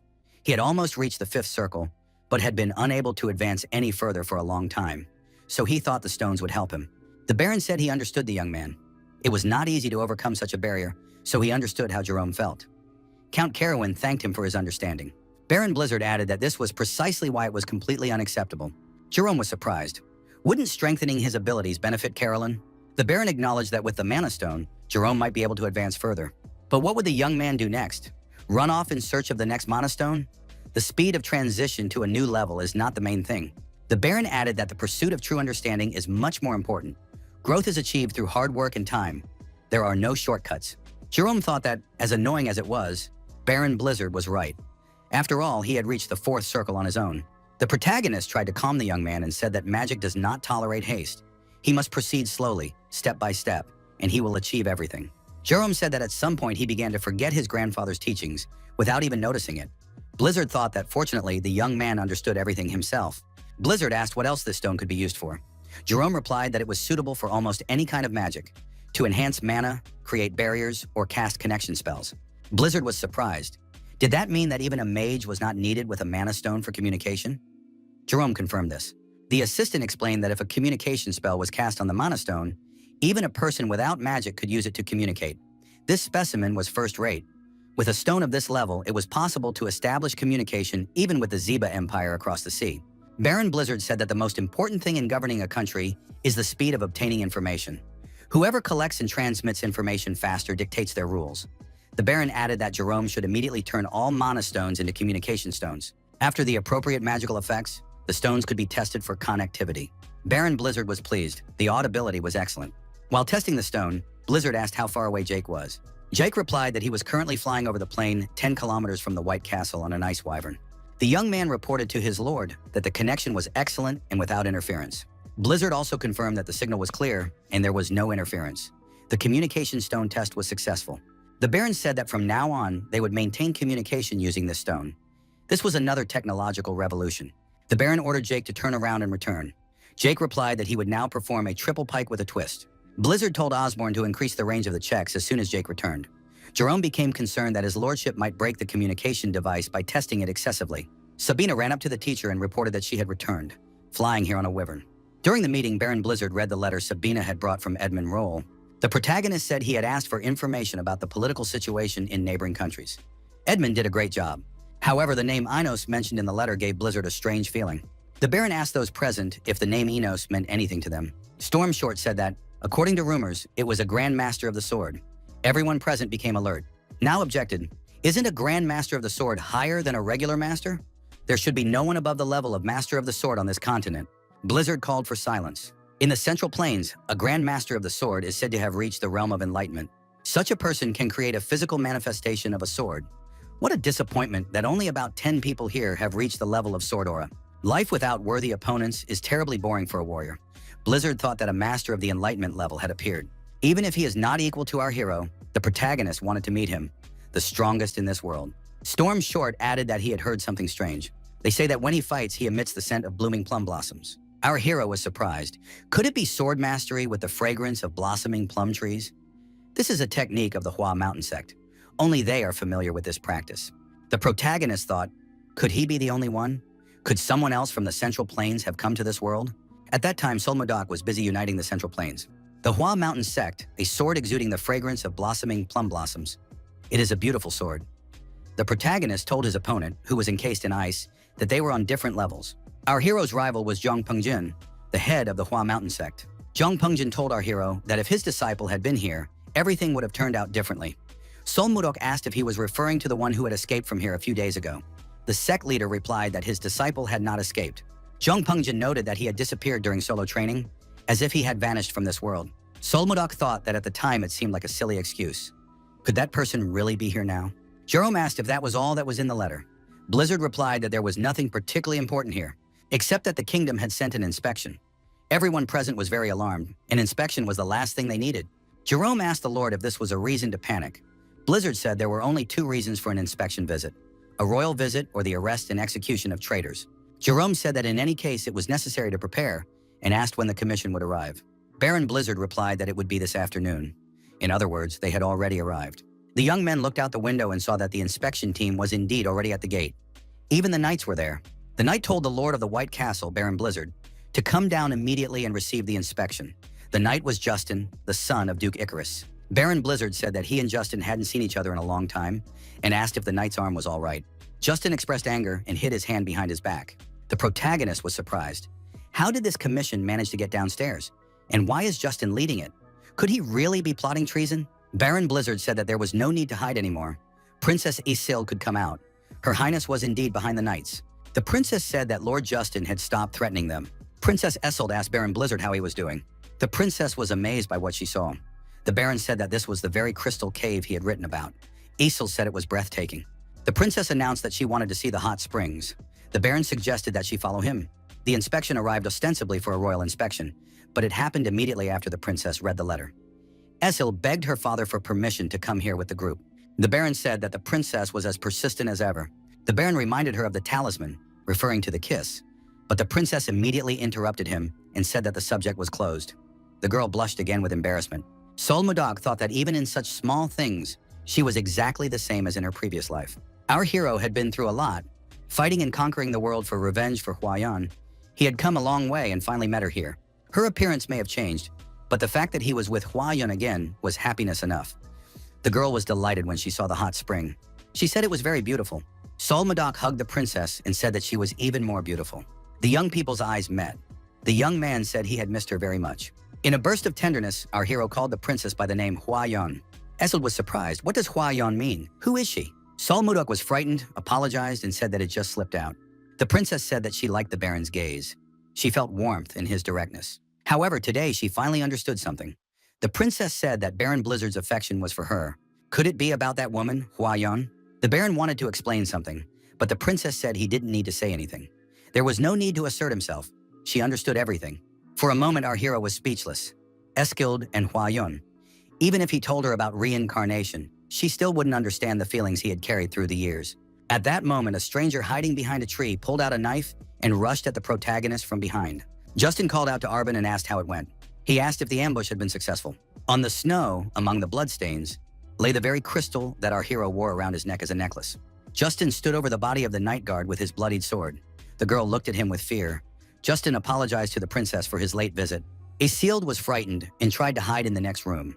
However, Justin kicked the door down, and the princess fell to the floor, flying to the side. Justin approached the princess and said that her highness had been rude.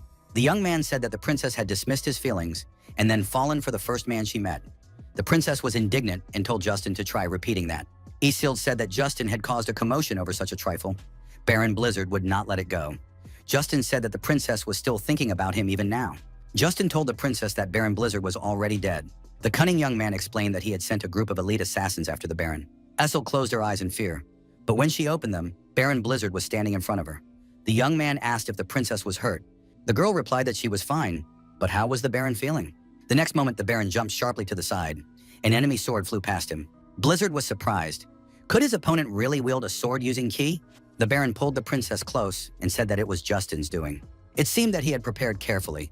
A knight in armor appeared before the young people. Duke Icarus asked his son if he wanted to finish off Blizzard. Justin asked his father to let him use an elite group of assassins, because they were capable of eliminating even a master of the sword. Duke Icarus said that would not be enough. His father added that if Justin intended to destroy this man, he needed to prepare properly. A sword appeared in the Duke's hand, which was controlled by the owner's mana, creating magical armor. Now Baron Blizzard dodged this sword and had to save the princess. Justin laughed with joy when he learned that this sword could destroy even a grandmaster swordsman. After all, everything looked different now. He said that it was even good that those killers had failed, because now he himself would finish off Blizzard. The princess was afraid for the Baron. Our hero told the girl not to come near. She had to stay in a safe place. The protagonist told Isilde to hide and not worry about him. He would be back soon. When they met, our hero said that Justin had changed since their last battle. However, he was still unremarkable. Justin said that these were empty lectures again, and drawing his sword, approached his opponent. He thought that the Baron was exhausted after fighting the mercenaries. The perfect chance to destroy him. Justin was unable to defeat his opponent, just like last time. The Baron attacked him, and Justin received the same wound as before. Justin cried out in pain, grabbed his arm, and fell to his knees. Our hero used his unique abilities and said that at this distance, Justin would not be able to harm Princess Isilde. Justin was outraged. Did Blizzard deliberately pretend to be wounded to lure him away from the princess? The Baron said that a cornered beast is dangerous. Even a mouse will bite a cat if it is pressed against the wall. The protagonist said that a rat like Justin dared to attack Isilde. There would be no forgiveness for that. Justin rushed at his opponent and said that Blizzard should not underestimate him. Our hero replied that he always exercises caution and attacked his opponent using his unique abilities. During the confrontation, Justin found himself on his knees in front of his opponent. He was losing on all counts. Justin didn't understand what was happening. Why couldn't he gather his mana? Blizzard said that Justin's attempts were futile. His Dantian was destroyed. From now on, Justin would never be able to use mana again. Now he was useless. Justin became angry and shouted in despair. Of course, he did not expect such an outcome. The protagonist slapped his opponent across the cheek, and he flew to the side. That was all it took. Our hero told the young man lying in front of him to spend the rest of his life in repentance. Blizzard added that now Justin would learn what it was like to be weak. He looked at the sun hiding behind the mountains and said it was too late. It was time to go back. Our hero thought that Princess Isilde was waiting for him. Justin's plan had been thwarted completely and irrevocably. The criminals were behind bars. Baron Blizzard told Jerome that this was how he dealt with ringleaders. He still couldn't believe that he now had problems with mana. Our hero thought that all that was left for him to do now was to meet Princess Isilde. Buren saw the princess and Jerome talking together. The princess was holding the young man's hands. Our hero was surprised. What was going on here? 15 minutes earlier, Baron Blizzard said that was great. It must be somewhere around here. The Baron said that everyone was starting to search. Whoever found it first would receive a generous reward. Jerome asked if this was where the Baron had been ambushed and lost his precious pendant. Blizzard confirmed this. Jerome said he had found out everything. They were experienced killers. How did the Baron manage to fight them off? Blizzard admitted that the killers moved quietly, but overall they were weak. The protagonist added that if he had been in better shape at the time, he wouldn't have gotten a single scratch. Jerome replied that he was certainly impressed. The princess approached the young people and said that the Baron had lost his necklace because of her. The protagonist was surprised to see the princess nearby. The girl was very sorry and said that if they had rushed to search for it right away, they might have found the necklace. The princess added that this was impossible because she had been sent to rescue someone. Blizzard said that it was not the princess's fault. Our hero angrily said that only the scoundrel Justin was to blame. Jerome can confirm this. Princess Isilde was very surprised to see Count Jerome von Karuen here.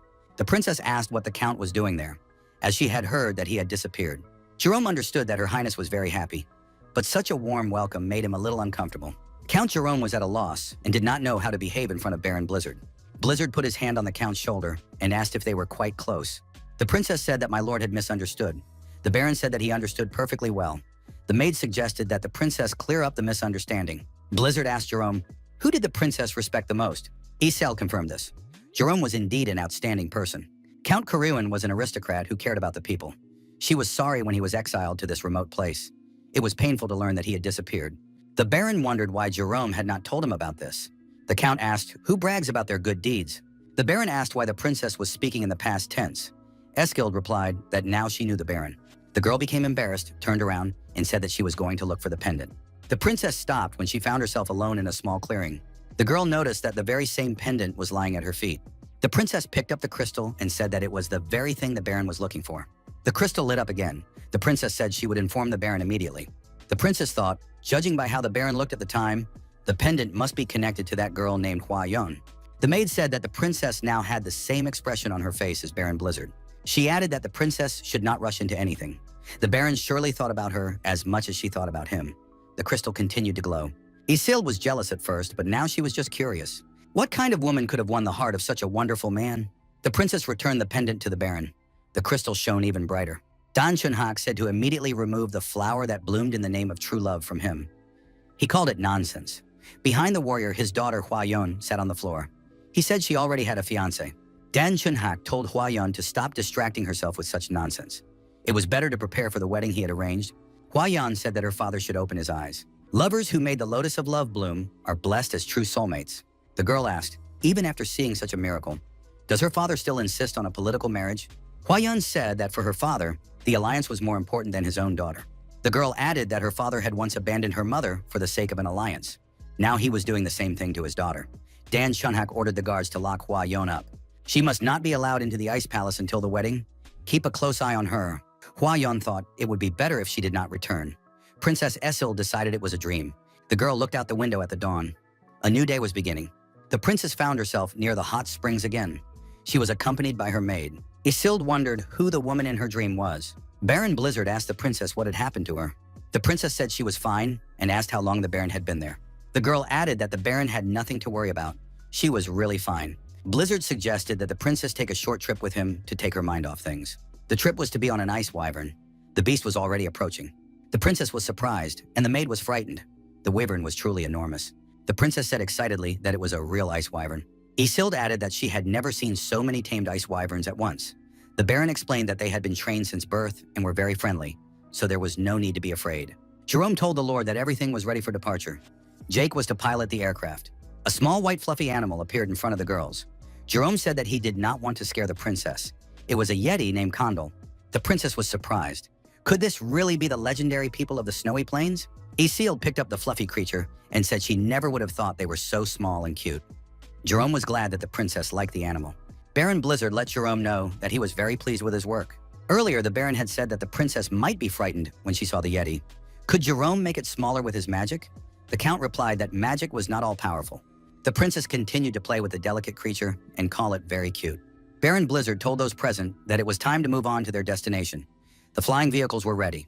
A wyvern named Lilith was harnessed and ready for takeoff. The Baron mounted the beast and told the princess to join him. He held out his hand to her. The ice wyverns flapped their wings and began to gain altitude.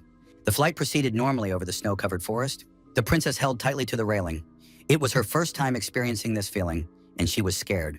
However, she understood that nothing would happen to her because the Baron was nearby. Baron Blizzard suggested that the princess open her eyes and look ahead. Isilde opened her eyes and was stunned with surprise. She had never seen anything like this before. The girl saw the sun rising above the horizon. Below her were thick clouds. The princess said it was incredibly beautiful. Jerome asked if the girl felt better.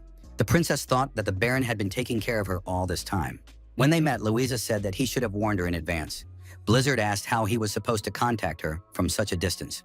The Baron told Louisa to pass on all the trade information to Jerome. Blizzard added that he would have lunch with the princess at a local restaurant. Jerome had to finish everything before his return. The princess went out onto the veranda, looked ahead, and was once again struck by the beauty of the surroundings. The Baron said that he had prepared this especially for the princess and asked if she liked it here. The answer was positive. The princess said that she thought she had seen the flower in the Baron's pendant somewhere before. Isilde remembered her dream in which the woman had a flower similar to this one. Blizzard asked the princess if she was all right. The girl replied that she was just lost in thought, remembering a strange dream she had had the night before. The princess explained that there were people in unfamiliar clothes and houses she had never seen before. She was in her early 20s. a girl with pale skin and dark hair, with calmness in her eyes. However, in that dream, her face reflected sadness. Because she was in love with one man, but her father was trying to marry her off to another for political gain. Eskild said it was a very strange dream and smiled. The girl added that in the dream she was desperately calling out to someone. She kept repeating one word, Gaga. Our hero was extremely surprised. Only one person called him Gaga. It was Hwa-yeon. The princess asked if the Baron was okay. What was wrong with his face? Blizzard, clutching the crystal in his hand, apologized and said he had been lost in thought for a moment. The Baron said that the food was getting cold and suggested that the princess start eating. Eskild said she had one request. Every time the Baron called her princess, she felt a distance between them. If the young man didn't mind, could he just call her Eskild from now on? The young people finished their meal. The plates on the table were empty. Jerome entered the tavern and said that he would finish his business with the Tenstin trading house. The young man also asked if the food was to her liking. The princess replied that she had never heard of the word Tenstin before. Is there such a place in the kingdom of Drake? Blizzard explained that Tenstin was not located in Drake. The Baron added that it was a city in the kingdom of Gaia. The princess was surprised again. The kingdom of Gaia is a powerful state in the northwest of the continent, ruled by queens for many generations. It is even called the country of women.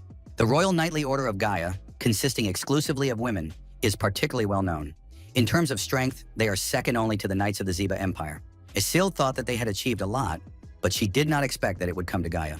The princess wondered, would her arrival cause diplomatic complications? The princess told Sir Jerome to continue. The count reported that they were currently supplying Gaia with ice ogre skin, which was in high demand there. Louia noticed this and suggested opening a Carolyn workshop here and establishing direct trade, bypassing customs duties. Blizzard said that the leather was already selling well. Was there any point in manufacturing products? Jerome explained that the queen sits on the throne in Gaia, and most of the nobility are also women. If they start making clothes and bags that suit their tastes, it will set a fashion trend and significantly increase profits. Labubas made from leather could also be used. Louia said she knew leather craftsmen from Carolyn. If the Baron agreed, they could start right away. Blizzard thought that appointing Louia as the head was the right decision. The Baron promised to get the necessary raw materials and said that they could begin. Jerome thanked him for allowing them to continue their activities. Their leather is so popular that everything sells out on the day of delivery. Suddenly, there was an explosion in one of the houses behind the square. Jerome reported that it had occurred near their warehouse. If the wind changes, the flames could spread to neighboring buildings, he added. Blizzard said he would check everything and instructed Jerome to stay with the princess. The count asked, "Isn't the Lord going himself? It's very dangerous." Iseult said she would go with the Baron. Blizzard replied that it wouldn't take long and that he would be back soon. Everyone should stay where they were. The princess told the count that they couldn't just sit idly by. They had to go there too. One of the women was in despair. Her shop was on fire. She had devoted her whole life to it. The townspeople shouted that more water was needed. Was anyone still inside? The Baron arrived at the scene and thought the flames were much stronger than they had seemed from a distance. Blizzard noticed that Eskild and Jerome were also nearby. The princess admitted that she was too worried and couldn't stay put. The protagonist couldn't blame her. He would have done the same. Cries for help came from inside the fire. Could someone still be inside? Baron Blizzard, without hesitation, rushed into the burning building. Moving forward, our hero activated his divine ice palm, spreading ice blocks in front of him. The young man saw a girl lying unconscious. Obviously, this was the person he was looking for. Blizzard realized that she was still breathing, which meant she was lucky and needed to be saved. The young man hoisted the girl onto his shoulder. Jerome looked at the master's abilities and said that it was ninth circle ice magic. The Baron came out of the frozen building, carrying the unconscious girl on his shoulder. Late at night, in a private setting over a glass of wine, the assistant reported to Her Highness that signs of rebellion had been discovered. The next moment, the girl found herself in bed. What had happened to her? The girl got out of bed and went into the next room. Young people were sitting at the dining table. Lucia saw that she had woken up and asked how she was feeling. The girl looked around and asked where she was. Louisa replied that it was the Carolyn Company. The girl had heard earlier that this company had become popular because of its leather trade, but why couldn't they recognize her? She asked if anyone here was from the kingdom of Gaia. Lucia replied that they were all from the village of Carolyn, located in the north of the kingdom of Drake. That was why the company had that name. The girl asked who her savior was. Louia replied that Baron Blizzard had saved her. The protagonist was silently eating his food at that moment. The girl approached the Baron and thanked him. The stranger gave her name, Schiller McMahon. Lucia was surprised. It can't be, Jake asked who she was. Lucia explained that Princess Schiller was the second princess of the kingdom of Gaia, who had reached the level of Master of the Sword at the age of 25. She now heads the Royal Order of Knights and is the most prominent person in the kingdom. Lucia apologized for her rudeness to Her Highness. Jake also apologized. Isil thought, of all people, did she have to meet a foreign princess? If the girl's identity was revealed, it could turn into a diplomatic scandal. Schiller said she would personally award a prize for saving her life and invited Lord to accompany her to the palace. Blizzard replied that he would have to decline as he had to return home. Lucia thought that such a refusal could end badly. Refusing a royal reward in the kingdom of Gaia is considered a huge insult. Gaia said that her lord was nervous in front of Princess Schiller. Gaia asked how the princess had ended up in the burning building. The princess replied that it was Baron Dayton. Schiller thought that she had supported him until that moment, and he dared to try to destroy her. This coward was afraid to face her face to face, and therefore tried to poison her. The building was set on fire to make sure she was definitely dealt with. Princess Schiller said she had to repay her for saving her. The Baron could name his reward. Blizzard said that it looked as if it was the princess who wanted something from them. The princess was indignant. Was the Baron mocking her? Blizzard suggested that the girl might be hungry since she hadn't eaten since yesterday evening and invited the princess to eat with them. The princess tried the food and noted that it was quite tasty. But why did the Baron refuse to accept a reward? If he hadn't been her savior, she would have thrown him in prison already. The princess looked to the side and noticed a sword standing near the wall. Schiller asked what kind of sword it was. Baron Blizzard replied that it was his weapon. The princess decided that this man knew how to wield a sword. He seemed to be an aristocrat with knightly experience. As the captain of the knights, the girl was curious to know how well he could wield a sword. Schiller McMahon suggested that the Baron fight her after dinner. Everyone present was extremely surprised, except for the Baron himself. The protagonist said he refused because he did not fight those who were weaker than him. The princess was indignant. Could this really be about her? Did this man really not know that she was a master swordsman? In the past, foreign knights had refused to fight her simply because she was a woman. It was not easy to get them to agree. Schiller said that the Baron was probably afraid of losing to her. Everyone present became alarmed again. How could anyone say such a thing to the Baron? Blizzard rose from the table and suggested that the princess go outside. The protagonist said that in that case, he would have to teach the princess a lesson. Schiller McMahon declared that the duel would be conducted according to the rules of chivalry. Auras were forbidden, and the first to incapacitate their opponent would be the winner. Blizzard replied that he had no objection. Jerome asked the Baron not to forget that he was facing Princess Gaia. Any scratch could lead to international conflict. Schiller asked if Baron Blizzard was ready for sparring. The princess had met many such people, but they had all fallen before her. Schiller eagerly awaited the moment when Baron Blizzard's face would contort. In the first few seconds, the princess attacked her opponent. The Baron easily parried her attack. Schiller noted that her opponent had parried a sudden lunge, so he wasn't bluffing. The princess attacked again, and again the Baron parried her. Blizzard felt confident with a sword in his hands. The opponents exchanged glances several times, but the duel of looks led to nothing. Each of them was calm and confident. Schiller thought that her opponent, almost without moving, parried all the attacks of the swordmaster without the slightest effort. The princess decided that this man was incredibly skilled and went on the attack again. The Baron decided to act differently and moved a considerable distance away from the princess. Our hero thought that his opponent was behaving like a master of the penetrating spear style who had attained enlightenment. She unleashed a frenzied flurry of continuous attacks. If he only parried her attacks, everything around him would be reduced to ruins. Our hero approached the princess and decided it was time to end it all with one blow. The Baron lunged forward with his sword, causing the princess to lose her balance. She couldn't hold on and fell to the ground. The princess's sword was knocked aside. The Baron held his sword to her neck. Blizzard's victory was obvious. The Baron told Schiller to admit defeat. The princess demanded a rematch. Jerome noted that both opponents had fought brilliantly and suggested returning to the building to continue the meal. There was still warm pie left. The princess said that if the Baron did not agree to a rematch, she would send an official protest to the kingdom of Drake. Jerome thought anything but that. Esild wouldn't want that either. Blizzard said that the ability to admit defeat is part of a warrior's valor. The princess of a great power is now behaving like a child. Schiller was indignant again. How could anyone say such a thing about her? The girl flew into a rage and declared that this man knew nothing at all to say such things. To cool the princess's ardor, the Baron again pointed his sword at her. The princess fell to her knees and thought that she had indeed lost, not even noticing how her opponent had moved. Blizzard asked, "Is this how saviors are treated in the kingdom of Gaia? Did it not occur to the girl that he might have been holding back because she was a princess?" The Baron suggested that the princess think carefully about which of them had behaved unworthily. The princess wondered, why couldn't she defeat this guy? Would she really have to accept defeat? Schiller remembered her childhood. She was delighted when she took first place in the fencing tournament again. Her mother said that her daughter was a miracle. When she grew up, she would be able to protect her and her sister. The girl was told that she would become the Sword of Gaia. She had been that sword her whole life. Defending the kingdom, she became someone no one dared to contradict. She tried her best to achieve this. Schiller looked at the Baron and wondered who this man really was. Blizzard told the princess to choose her opponents wisely from now on. The Baron suggested that Esild take a walk around the city since they were returning to Carolyn the next day. Leaving the battlefield, the Baron told Jerome to buy a few more swords. Schiller asked Jerome if the woman next to the Baron was his wife. Jerome replied that she was not. Jerome added that he could not reveal all the details, but that the girl was a noblewoman from a distinguished family. Schiller McMahon realized that these young people were not yet married. The princess told Louisa to prepare the carriage. She was returning to the palace. Schiller thought that since becoming a master swordsman, she had met someone stronger than her for the first time. She had to remember that name, Blizzard. The girl wondered, if she had met such a person earlier, would she be different? Upon returning to the palace, Schiller instructed her trusted people to find Baron Dayton. The Baron was found dead in his own basement with a note in his hand. Judging by the text, his family had been taken hostage. The bottom of the sheet was torn off. Probably it contained the name of the person who had ordered the killing, which the killer had destroyed after the deed. Continuing her search for the person behind the assassination attempt, Schiller found neither clues nor a name. But there was one suspect.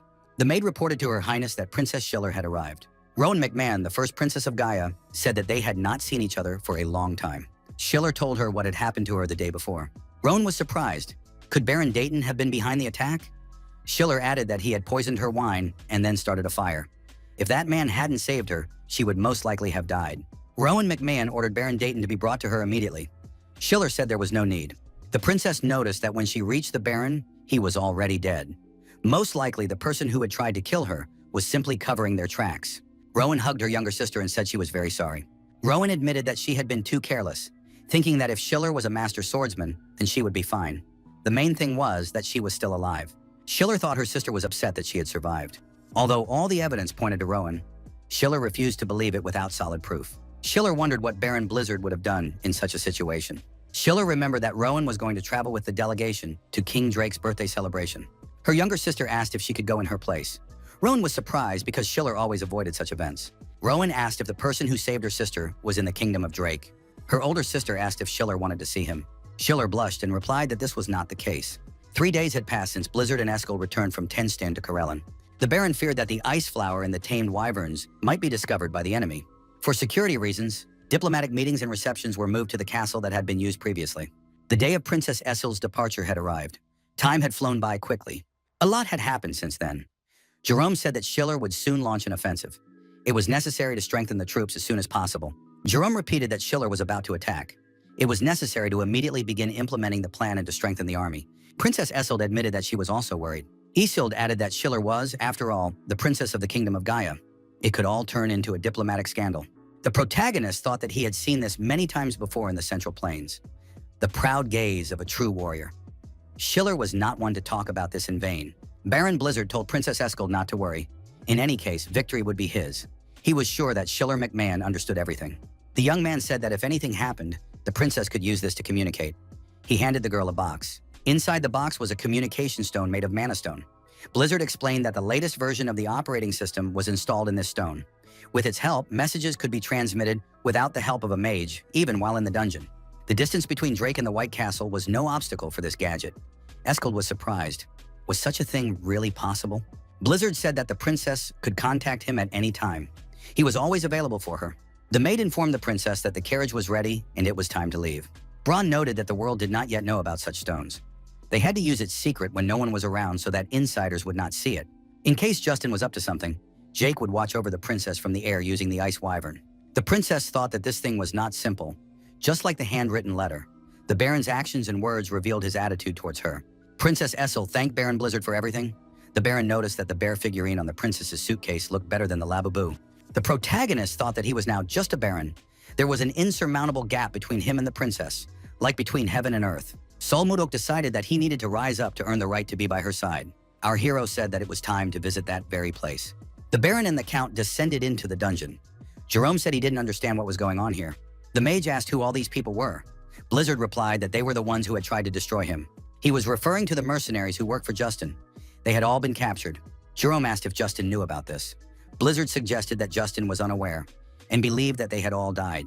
The protagonist locked these people up without food to see how long they could last. Only 10 days had passed. Our hero thought that compared to the mercenaries of the Central Plains, the skills and endurance of these people were insignificant. The Baron's gaze fell on 2 of them who seemed at least somewhat worthy. Blizzard told Jerome to bring them food. The protagonist thought it would take time to get anything out of them. After receiving food and water, the prisoners immediately began to satisfy their hunger and thirst. Jerome asked why my lord had spared their lives. The Baron replied that he planned to turn them into a squad of killers. The Count was surprised. Why would the Baron need that? Jerome asked if his lordship was going to set them on Gaia before the invasion. Was the Lord plotting a rebellion? Jerome couldn't understand what Baron Blizzard was thinking. The mage asked the Baron if this wasn't too much. Ice wyverns and assassins? The inspection went smoothly only thanks to the princess. Next time, they could be accused of treason. As she said goodbye, the princess asked the Baron if he would come to His Majesty's birthday celebration. The protagonist told Jerome that since the king's birthday, he had decided to enter the political arena. Our hero decided that if Isolde was a princess, then he needed to become at least a duke. To do this, he would have to face many enemies. In this regard, the creation of a squad of killers is a necessity.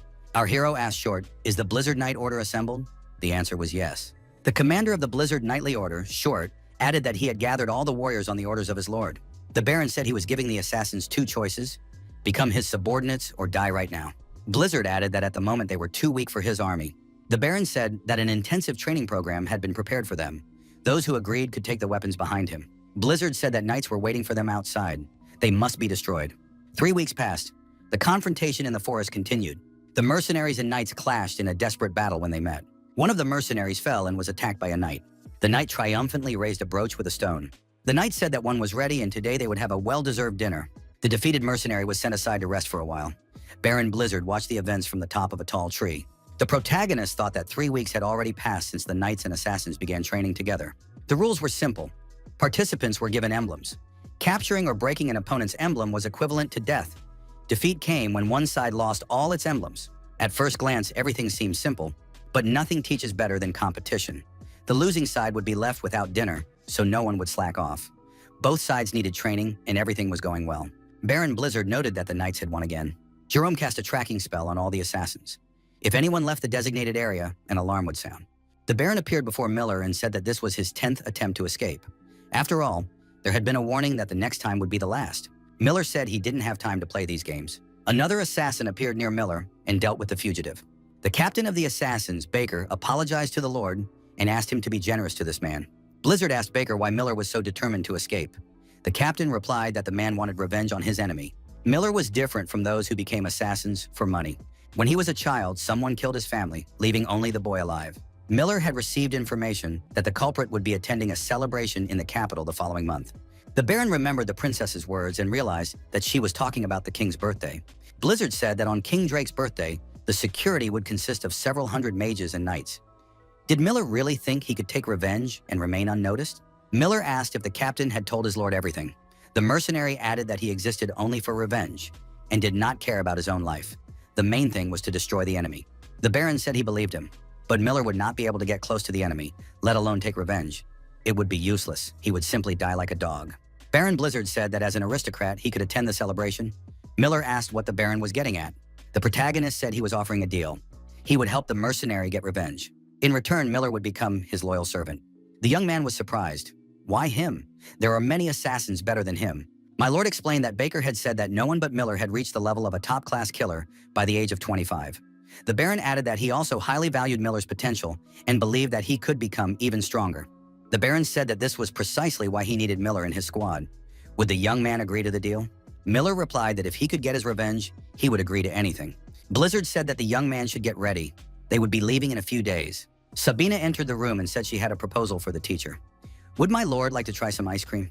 The Baron said he would be happy to do so. Sabina added that in that case, they should hurry before the ice cream melted. Miller wondered, who was this girl to the Baron? Duke Icarus was furious. Could his son really have lost even with such an incredible artifact? Duke Icarus thought that Blizzard continued to get on his nerves. The Duke summoned Roxlin and asked if he could handle the Baron. Roxlin told the Duke not to worry. He would definitely be able to stop Blizzard. The protagonist practiced the speech he would soon have to deliver. They needed to move 6,000 residents of the new territories from outside the city of Tot to Corellon. Did they really only have 6 ice wyvern eggs? Max, the captain of the White Castle Guard, said that the Baron had accurate information. Max asked when the residents would be relocated. The Baron replied that he would deal with Jerome later. There was something more important to do. Baron Blizzard said he didn't know what to give King Tomalov III for his birthday. Those present looked at the Lord in surprise. Blizzard was surprised. Why such a reaction?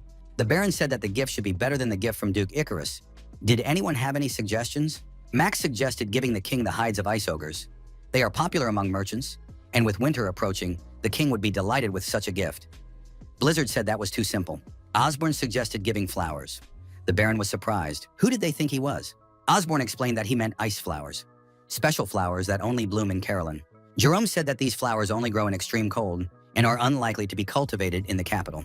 Short said that in that case, they had no choice but to give it as a gift. Bron Blizzard asked what they were talking about. Suddenly, Jake ran into the room and said that he couldn't do it anymore. All the roads were blocked. Baron asked him to explain what he meant. Jake said that he was talking about Roxline. Until now, they had been paying unfair fees for travel and road use. However, now the roads were completely blocked. The Baron was surprised. Couldn't they go around or fly over on ice wyverns?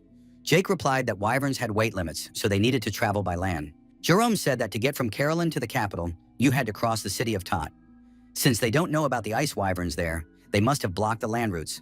Blocking the routes before the festival only for the aristocrats meant that their goal was probably to prevent the Baron from visiting the city on that day. Blizzard said that Roxland might be hiding something. Why is he trying to block the roads? Blizzard suggested that Viscount Roxland had strengthened his position with the support of Duke Icarus. Justin had recently returned home, so it was likely that his father was behind all this. Blizzard said they had no other choice. If they were being provoked, there had to be an adequate response. Jerome asked if my lord was thinking of a territorial war. The Baron replied that it was literally a war between landowners. As long as they did not violate royal laws, even the king could not intervene. However, to start a territorial war, it is necessary to inform the king. It is also necessary to officially declare war on the enemy. The war could only be undeclared if it ended faster than the news could reach the king. In that case, it should only be reported after the enemy was forced to surrender. Blizzard thought this was the perfect chance to test what they had prepared. The Baron told Short to leave only minimal forces in the territory and prepare for departure. The protagonist said that the assassin squad would remain on standby for now, and that Miller should be sent to scout the city of Tot. Blizzard told Jake to prepare the Wyvern squad for departure. Jake, of course, was surprised. Jake said that there were only 20 men in the squad. Wasn't that too few to participate in a war for territory? The Baron asked if Jake was really the commander of the Wyvern Knights. Blizzard asked if even after being so close to the Wyverns, Jake still didn't trust their power. Jake said that the commander was right. The Wyverns were not weak. Now they would show their rivals their full strength. The Baron told Jerome to prepare an announcement about the start of a war against the tyranny of the people of Carolyn and the blocking of the roads. Jerome replied that he refused to do so. The Mage said that this was a gamble with an unknown outcome. You can't risk people's lives too recklessly. Jerome said that Viscount Roxland was still holding 6,000 unevicted citizens hostage. If they attacked first, the hostages could be in danger. Moreover, the forces of the city of Tot outnumber those of Carolyn tenfold. If Tot receives the support of Duke Icarus, Baron Blizzard will find himself in an even more difficult position. The protagonist said that before his rivals could respond, he would end the war in 2 days. Jerome stated very convincingly that this was practically impossible. Blizzard reminded him that Jerome was a strategist and should not show doubt in front of his troops. Jerome thought, could the Baron exceed his expectations and work another miracle? The Baron ordered a vivre for Lilith to be prepared for him and addressed the soldiers, declaring that they were declaring war. The bound prisoners were moved across the square one by one, guarded by guards along the way. One of the prisoners asked what they were accused of. The knight struck the prisoner in the neck with his spear and said that he was acting on the orders of the Viscount to arrest everyone from Carolyn. The assistant reported to the Viscount that all the inhabitants of Carolyn had been detained as ordered. The assistant added that the merchants who used to gather at the castle gates no longer appeared. The Viscount said that these fools had finally understood. He would not open the gates. Without food supplies from outside, Carolyn, bound by ice, would not survive. The mountainous terrain made it impossible to reach the capital without passing through Tot. The inhabitants of Carolyn were most likely starving. The Viscount added that a meeting of the nobility would soon be held, which everyone was required to attend. If Baron Blizzard did not appear at the king's birthday celebration, he would lose his title. Roxland said that in that case, he would be able to capture Carolyn. The Viscount thought it was a perfect plan. Roxland noted that going against Duke Icarus, whose power was greater than the king's, was tantamount to treason. If everything went according to plan, he could receive the title of Marquis. The Viscount looked to the side and noticed someone's shadow flit by. However, there was no mistake. A huge shadow had indeed appeared outside the window. What could it be? The window shattered, and Roxland saw a huge wyvern in front of him. But they only lived beyond the ridge. Where did it come from? Baron Blizzard, riding the wyvern, asked the owner, "Is your name Roxland?" The Viscount asked our hero who he was and demanded that he immediately give his name. The protagonist replied that he was Lord Caroluna. The Viscount realized that he was Baron Blizzard. The protagonist threw a scroll at Roxland's feet. Blizzard said that it was a declaration of war and added that he would return in an hour. The guards rushed into the room and asked if the Viscount was all right. The protagonist flew to a safe distance and looked at the receding castle. The captain of the guards was surprised. What was a wyvern doing here? The Viscount began to beat the captain of the guards, calling him useless. All they know how to do is collect their pay. Roxland asked where the guards were when he was attacked. The Viscount ordered the scroll to be burned, the Tot prisoners to be dressed in military uniforms, and weapons to be issued to them. The Viscount said he wanted to see Blizzard's face when he realized that he had destroyed his own people with his own hands. Roxlin declared that he must be held accountable. How dare he start a war? The Knights of Tot must be notified of this extraordinary event. Roxlin said that from that moment on, he was declaring war on Carolyn. The Viscount added that whoever distinguished themselves the most would receive a generous reward. The knights were inspired. Behind the Viscount stood a knight who had heard Roxlin's words. In his hand, he held a crystal for communicating with Blizzard. The Baron, riding a wyvern, said he had heard everything. Soldiers stood on the fortress wall, ready to repel the attack. Below the walls, a crowd had also gathered. The prisoners were armed and puzzled by what was happening. Roxlin waited for Blizzard to give the order to destroy his people. Then he would know despair. Baron Blizzard, at the head of his army, prepared to storm the city of Tot. The prisoners looked up and were surprised to see huge birds approaching them. Roxlin was surprised. What kind of attack was this? A squadron of wyverns was approaching the city. Huge stones began to fall from above, which the attackers carried with them. The mage among the prisoners activated the defenses so that the inhabitants of the city of Carolyn would not be harmed. Jerome told the Blizzard Knights that the soldiers in the fortress were residents of Carolyn. They needed to be evacuated to a safe place. Max and his squad quickly penetrated the destroyed wall. The squad commander said that now they would show Tot's army the full power of Carolyn. Roxlin was furious. How did Blizzard know that there were prisoners behind the fortress gates? When did Carolyn become so powerful? Carolyn's knights flew toward their opponents on ice wyverns, striking terror into the hearts of their enemies. The enemies looked at the protagonist. They couldn't understand how he could be here. Was he alone? The order was given to attack the Baron all at once. Baron Blizzard, using his unique abilities, attacked the knights with ice blocks and dealt with them. The knights were terrified. Roxlin demanded that they fight immediately. Viscount Roxlin sent a man to Duke Icarus with a request for reinforcements. They had to hold out until they arrived, and victory would be assured. The guards turned and began to flee. They said that the Viscount could stay here and die. Roxlin ordered them to return, but no one listened. The Viscount saw a huge wyvern in front of him. Baron Blizzard told Lilith not to eat garbage, or she would get indigestion. The Viscount was surprised to see his rival, Baron Blizzard, standing before him. The Viscount knelt down and admitted that he was wrong and accepted defeat. Roxlin stated that he could not disobey Duke Icarus's orders and asked for mercy. The squad commander told the Baron that they had captured a soldier who was heading for the Duke of Icarus's domain. Blizzard noted that it must have been difficult for the Viscount to lie, knowing that he himself did not believe it. The protagonist said that Roxlin would pay with his life for daring to oppress his people. The Baron struck the Viscount with a devastating blow, which was blocked. Blizzard looked at Jerome and wondered what he was doing. The mage was the one who blocked the blow. Jerome used his unique abilities to prevent Viscount Roxlin from being harmed. Jerome said that no matter how terrible a crime an aristocrat had committed, the right to decide whether he was worthy of life or not belonged exclusively to the king. If the Baron dealt with the Viscount, their situation would become extremely difficult. Roxlin acknowledged that the Count was correct. Could Baron Blizzard really be so ignorant? Roxlin turned around and thought, finally he has arrived. Knight Volmer approached the rivals. Roxlin laughed. Did the Baron really think he had sent a messenger only to Duke Icarus? A territorial war must be reported to His Majesty and conducted under the supervision of a representative of the royal family. Roxlin said that Blizzard had not reported to the royal court, so he had sent Volmer there. The Baron wanted to achieve the enemy's surrender before the king found out about everything. Roxlin added that his plans would collapse because of his arrogance. Jerome thought that couldn't be true. There should have been soldiers on the road to the capital. How did Volmer manage to get past them? Blizzard said that now Volmer could reveal his true colors. Jerome and Roxlin were extremely surprised. Volmer took off his mask, and everyone saw that it was Miller. Roxlin did not understand how this could have happened. Since when? Miller told Milord that he had carried out his orders.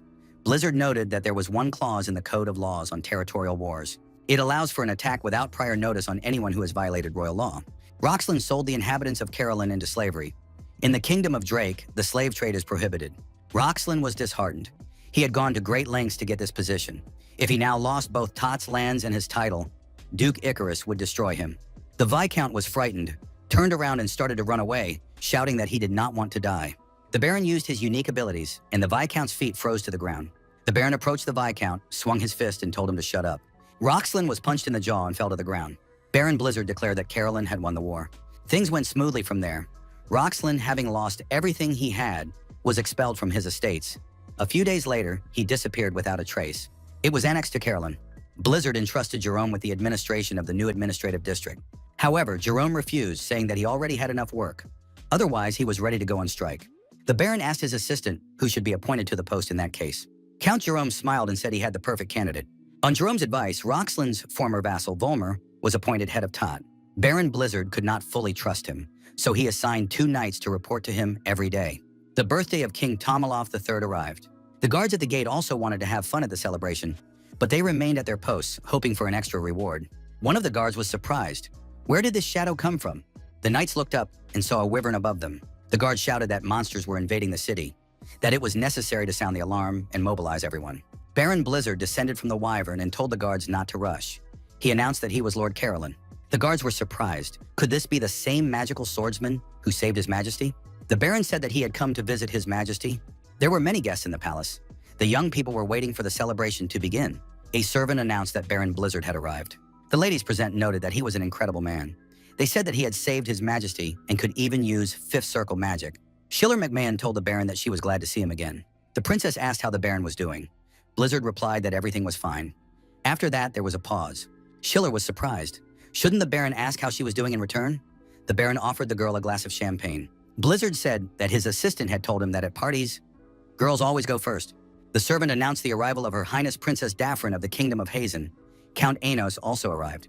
The Baron thought that Princess Daphrin's beauty had not changed. Those present noted that the couple suited each other well. Blizzard thought that Enos was the one mentioned in Edmund's letter, the great master of the sword. Schiller asked if they knew each other. For some reason, our hero felt that Enos was not of this world. Blizzard replied to the princess that he did not know this man. Schiller asked the Baron, was the woman he was with last time not here? Blizzard asked, was the princess curious about that girl? Blizzard said that we should wait a little, as she always makes a dramatic entrance. A servant announced the arrival of His Majesty King Tomalov III. The king entered, accompanied by the princesses. Schiller thought, could that woman be the princess of the Kingdom of Drake? The girl asked the Baron, is this the dramatic entrance he was talking about? Isilde saw the Baron waving at her. However, the Baron was not alone. Isilde was indignant. Why was this woman here? She had heard that the first princess, Gaia, was supposed to arrive. Those present began to congratulate His Majesty on his 50th birthday. The king thanked everyone and expressed his gratitude for their coming to celebrate his birthday. Tomalova III expressed his hope that everyone present would have a wonderful time. The princess said she was very excited. What gifts would her father receive this year? A gift from Duke Icarus to His Majesty was announced. The Duke stood with a box in his hands. Inside the box was a ring with a precious stone. Icarus said that this ring would protect His Majesty from now on. It could neutralize all offensive magic below the ninth circle. Schiller noted that this artifact was imbued with magic. The king put the ring on his finger. There is no magic higher than the ninth circle, so this is a priceless relic. His Majesty thanked the Duke for such a rare gift. Icarus once again congratulated the king on his birthday. Those present noted that Duke Icarus had brought something truly incredible. Is there a gift that could surpass this? No gift could outshine Duke Icarus's gift. The servant announced the last gift. It was a gift from Baron Blizzard. The Baron knelt and inquired whether His Majesty had eaten well. The king said he was glad to see Baron Blizzard in good health. Blizzard opened the box and said it was a gift prepared especially for this occasion. It was the skin of an ice ogre that he had personally hunted. The king asked if the Baron was referring to the ferocious ogres from the northern lands. The Baron confirmed this. Blizzard said he asked the king to accept his sincerity. The king thanked him and said he would make winter clothes for the cold season from this skin. Duke Icarus thought it was very poor to bring something like this as a gift. Only a person of low birth would do such a thing. Blizzard said that one skin seemed insufficient, so he would present another gift. The king and princesses eagerly awaited to see what the gift would be. His Majesty looked into the box and saw some strange objects. What could they be? Baron Blizzard said they were monster eggs. Everyone present was extremely surprised, and many were outraged. Duke Icarus shouted that this was extremely disrespectful to the king. It was an attack on the royal family. The Duke ordered the guards to remove this man immediately. His Majesty raised his voice to stop the guards. The king inquired about Baron Blizzard's intentions. The Baron replied that they were the eggs of an ice wyvern. Since ancient times, people had tried to breed and tame them, but due to their ferocious nature and the difficulty of obtaining their eggs, it was considered virtually impossible. If ordinary wyverns could be tamed, it would already be a tremendous strength. Baron Blizzard said that taming ice wyverns would greatly increase the military power of the Kingdom of Drake. The king thanked the Baron for the gift. However, he understood that finding eggs was not as easy as raising animals from them. The Baron agreed that raising ice wyvern hatchlings was no easy task. The Baron called Lilith, and everyone present gasped in surprise. A huge and terrifying shadow appeared outside the window. It was a wyvern. Blizzard said that he had tamed this wyvern when it was still a baby, and that he would teach the royal trainer how to raise it. The Baron explained that if the cub remembered the king's face, it would recognize him as its parent and follow him. Blizzard added that 2 of these eggs were intended for the beautiful princesses. The ice wyverns would become formidable guardians of the royal family. The king was touched, for the Baron had taken care not only of him, but also of his daughters. Blizzard proved to be a truly thoughtful man. The king said that now the Kingdom of Drake was only a step away from becoming as powerful as the Empire of Zeba. It was the best gift he had ever received. The princess remembered that a few days ago, the Baron had asked her to wait. Now she understood what that meant. Duke Icarus did not understand how Blizzard had managed to obtain these eggs. The Duke said he had something extremely important to report. 2 days ago, Baron Blizzard sent armed forces to the Viscount of Roxland's domain. The king was surprised. Why would Karelin attack Tot? The Duke explained that Baron Blizzard had started a territorial war. However, a war started without a report was punishable. The Duke added that a harsh punishment was required for the insolent man who had arbitrarily started the war. His Majesty thought, if this is true, the situation will become much more complicated. Princess Isolde was upset. What should be done? This could ruin public opinion of Baron Blizzard. Duke Icarus thought that Baron Blizzard could be dismissed. Blizzard asked the king if slave trading was legal in the Kingdom of Drake. The sovereign replied that this activity was prohibited. Blizzard took out a scroll and said that he had a document confirming that Roxland was involved in the slave trade. Everyone present was shocked by this news. Blizzard reported that Roxland had been capturing his people and selling them into slavery. His people were being traded. Baron Blizzard asked how the Lord was not angry. Duke Icarus thought that the scoundrel Roxland had set him up by secretly engaging in the slave trade. The princess declared that war could be declared without report on anyone who violated the laws of the kingdom. His Majesty said that this was indeed a compelling reason, so he would make an exception and not impose punishment. The king added that he ordered the lands of Tot to be annexed to the lands of Karelon. Count Slave asked the king if, since the baron's territory had increased, he should be granted a new title. His Majesty agreed with the count. He summoned Baron Blizzard to him. The king announced that from that moment on, he would refer to Baron Blizzard as Viscount. His Majesty offered his congratulations. Viscount Blizzard thanked the king. Duke Icarus thought he would do everything possible to destroy Blizzard. The protagonist went out onto the veranda to be alone and calm down. Blizzard thought that because of the crowd of aristocrats, he couldn't even talk to Isolde. However, our hero finally found himself here.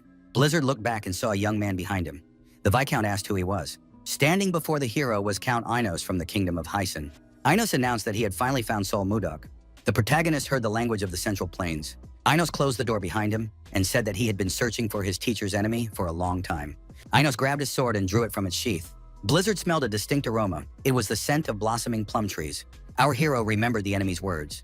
If his student had been here, everything would have turned out differently.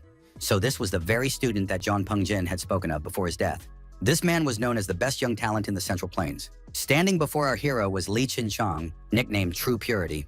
The rivals crossed swords, their eyes full of determination and confidence. After a short but fierce battle, neither side emerged victorious. Sol Mudok realized that the rumor that he was facing the best young talent in the Central Plains was true. Li Ching-chong warned Sol Mudok not to be arrogant. Li Chin-chong said he had been looking for this man for 3 years. In the end, the rumors led him to the ship. Hiding there, he waited for the right moment to deal with Sol Mudok. But suddenly, a strong storm hit. The lights went out, and he came to his senses here. Li Chin-chong said that he had not forgotten about revenge for a single day. The best young talent of the Central Plains declared that he would finally behead his enemy. Now he could unleash all the fury of a volcano. Sol Mudok thought that this young man's technique was unlike anything else. Perhaps even he would find it difficult to counter. The door to the veranda opened, and Schiller appeared on the threshold. She said she was looking for Mr. Blizzard. The girl asked what the young people were doing here alone. Blizzard replied that he had met a fellow countryman for the first time in a long time, and they had talked a little. Li Chin-chong looked closely at Schiller. He thought that she was the second princess of the Kingdom of Gaia, Schiller McMahon. Could she be close to Sol Mudok? Chin-chong thought if he dealt with Sol Mudok in front of the princess, there could be problems. It was unfortunate, but this time it was better to back off. Li Chin-chong apologized and said he would leave first so that the young people could talk in peace. Schiller replied that it had been a pleasure to meet him. Li Chin-chong left the veranda, leaving our hero alone with the princess. Translating his thoughts, Chin-chong reflected that Sol Mudok had deprived him of everything that was dear to him, and therefore he would destroy everything that Sol Mudok cherished. He would destroy property, loved ones, everything indiscriminately. First, he would destroy the one he looked at with love in his eyes, the princess of the Kingdom of Drake. Sol Mudok responded to his opponent by broadcasting his thoughts. Chin-chong would not dare touch Isolde. She had nothing to do with their conflict. Li Chin-chong said that everything would depend on Sol Mudok's behavior. Schiller suggested that a serious conversation had taken place between the young people. She asked what exactly had happened between them. Viscount Blizzard said he had to leave because he had urgent business to attend to. Schiller grabbed the young man by the hem of his clothes, trying to hold him back. Blizzard asked if the girl had anything else to say to him. Schiller replied that it wasn't that important, but that it was rude of him to leave when she had found him herself. The girl added that the Viscount should learn some manners. Blizzard asked if the princess really had nothing better to do. Honored guests had arrived from every country to celebrate His Majesty's birthday. Didn't the representative of Gaia need to socialize with them? The Viscount asked why Schiller was always following him around. The girl was confused. Could she really be annoying? Schiller thought that other men were trying to get her to say at least one word to them. Why was this man completely different? The girl said that Blizzard was mistaken. She just wanted to congratulate him on receiving the title of Viscount. Schiller added that that was all. The young man said that his words were unnecessary and apologized. He added that he really needed to leave on urgent business and thanked the princess for her congratulations. Princess Schiller watched the Viscount walk away. She saw him approach Princess Isolde and take her by the shoulders. Schiller wondered, if he had met her first, would he have liked her? The princess pulled herself together and decided that now was not the time to think about that. The girl decided that she needed to take care of her own life first. The main thing now was to escape from her sister, who was going to deal with her. She had to return to the kingdom and do everything in her power. Schiller saw Princess Daphne talking to a young man. Who was this man next to her? The girl felt like she had seen that face somewhere before. Schiller remembered. It was Mr. Blizzard's assistant, Jerome. What were they doing here together? The assistant reported to his master that they had searched the entire palace but had not found the princess. She said she was going out for some fresh air. Count Inos thought that she was constantly making him worry. The Count ordered the search to continue and to report to him immediately when Daphne was found. Daphne recalled the events that had taken place before that evening. The young man informed the princess that she would be traveling to the kingdom of Drake as an ambassador with Count Inos. Daphne thought that if it weren't for her brother's order, she wouldn't be here now. The thought occurred to her that it would be nice to run away. Jerome thought the same. The princess looked back and noticed a young man nearby. She was frightened and asked who he was. Jerome apologized. He said he didn't expect anyone to be here at this hour. Daphne replied that the young man didn't need to apologize. She was just a little scared. The girl noted to herself that this guy was cute. The young man introduced himself as Jerome, the Viscount's assistant. Daphne said she was pleased to meet him and gave her name. Daphne Laird. The young man said it was a beautiful name and smiled. He remembered that Daphne Laird was known throughout the continent for her irresistible beauty. She was Princess Hyson. Jerome knelt down and apologized for not recognizing Her Highness. He asked for forgiveness for his ignorance. Daphne said it was all right and that she didn't mind such things. Jerome thought there was something sad in the princess's expression. The young man asked permission to sit next to her for a while. He explained that he was waiting for Lord Blizzard to return from the celebration, unless, of course, his presence would cause the princess any inconvenience. The princess blushed shyly and said that Jerome could do whatever he wanted. The young people began to talk. Jerome told her that he usually cleans up the messes that Lord Blizzard gets himself into. The princess suggested that Jerome had a lot of unspoken feelings toward the Lord. The young man remarked that he was the only one talking at the moment. Daphne replied that she was interested in listening to him. Jerome asked why the princess said she wanted to run away. Daphne explained that her brother was forcing her into a marriage of convenience. She did not want to devote her entire life exclusively to the development of the country. The girl noted that the conversation had turned out to be too heavy, but they were talking so casually that she did not even notice how the topic had changed. Jerome asked if he, a simple servant, could help the princess in any way. If he could do anything, then he was ready to use his mana. Daphne was surprised. Why was her heart beating so fast? The princess turned away in embarrassment. She couldn't look the young man straight in the eye. Daphne thanked Sir Jerome for his words. Suddenly, Anos appeared and called out to the princess. He said he had finally found Daphne. Anos asked the girl who the man was. Jerome replied that he was just a passing magician. The young man realized that he was standing before the great master swordsman, Anos. Jerome told the princess that if her guards had arrived, he would take his leave. Daphne called out to him as he was about to leave. The young people said goodbye for a while longer. Anos took the princess away, reminding her that His Majesty had promised to hold a grand ceremony after the holiday was over. Anos said that Princess Daphne should open her heart to him. Daphne replied that she would go first. Jerome realized that this girl had a political marriage with Anos. As they parted, Daphne told Jerome that they would meet again in 3 days at the same time. Jerome was left alone, and the princess returned to the palace. Anos followed her. Isolde thought that small talk was very tiring. Viscount Blizzard held out his hand and asked the princess to grant him a dance. The girl agreed, and the young people whirled around in a whirlwind of dance. The king, watching the princess, asked Count Cotton, "Are these two quite close, or does it just seem that way to him?" Cotton replied that he thought so too. His Majesty said that he had not seen the princess smile so broadly in a long time. The king asked Count Cotton if he thought Isolde was fond of Blizzard. Cotton replied that Viscount Blizzard was said to be doing quite well. Did His Majesty really think that was possible? Until recently, this man was a commoner. Even for a Viscount, it was unthinkable to consider a relationship with the princess. No matter how outstanding his combat skills are, there is a limit to everything. It is difficult to understand the complicated relationships and interests of the aristocracy. Count Cotton added that the Viscount should not cherish futile hopes. The wyvern reappeared over the city. Blizzard asked Edmund how things were going. Edmund Roll was happy to see the magical swordsman again. The protagonist asked if the guild leader now had enough to live on. Edmund replied that he had no reason to complain. He had become the best merchant in the kingdom and felt a surge of strength every day. Edmund said that the magical swordsman had become a Viscount after winning a territorial war. So much had happened in such a short time. Blizzard said he had come here with one request. The protagonist said that he needed to find a mansion that would surpass even Icarus Mansion in luxury and splendor.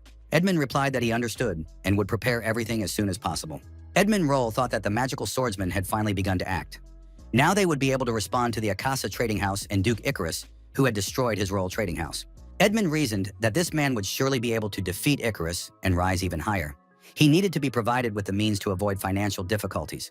The guild leader asked why Sir Swordsman was alone and where his servant was. Blizzard replied that Jerome was on a special assignment. At that moment, Jerome was indeed on an important mission. He was in a cafe. Jerome was asked to find out who was behind the destruction of the Miller family. Jerome was surprised why he was being entrusted with everything. He wondered if Princess Daphne was all right and why she wanted to meet in 3 days. A young man approached Jerome and expressed surprise. They said he had gone missing, but it turned out he was still alive. Jerome looked back and saw Leon standing nearby. They really hadn't seen each other in a long time. Jerome was delighted and said that he had too handsome a face to die. Leon noticed that Prince Jerome's complex had not gone away.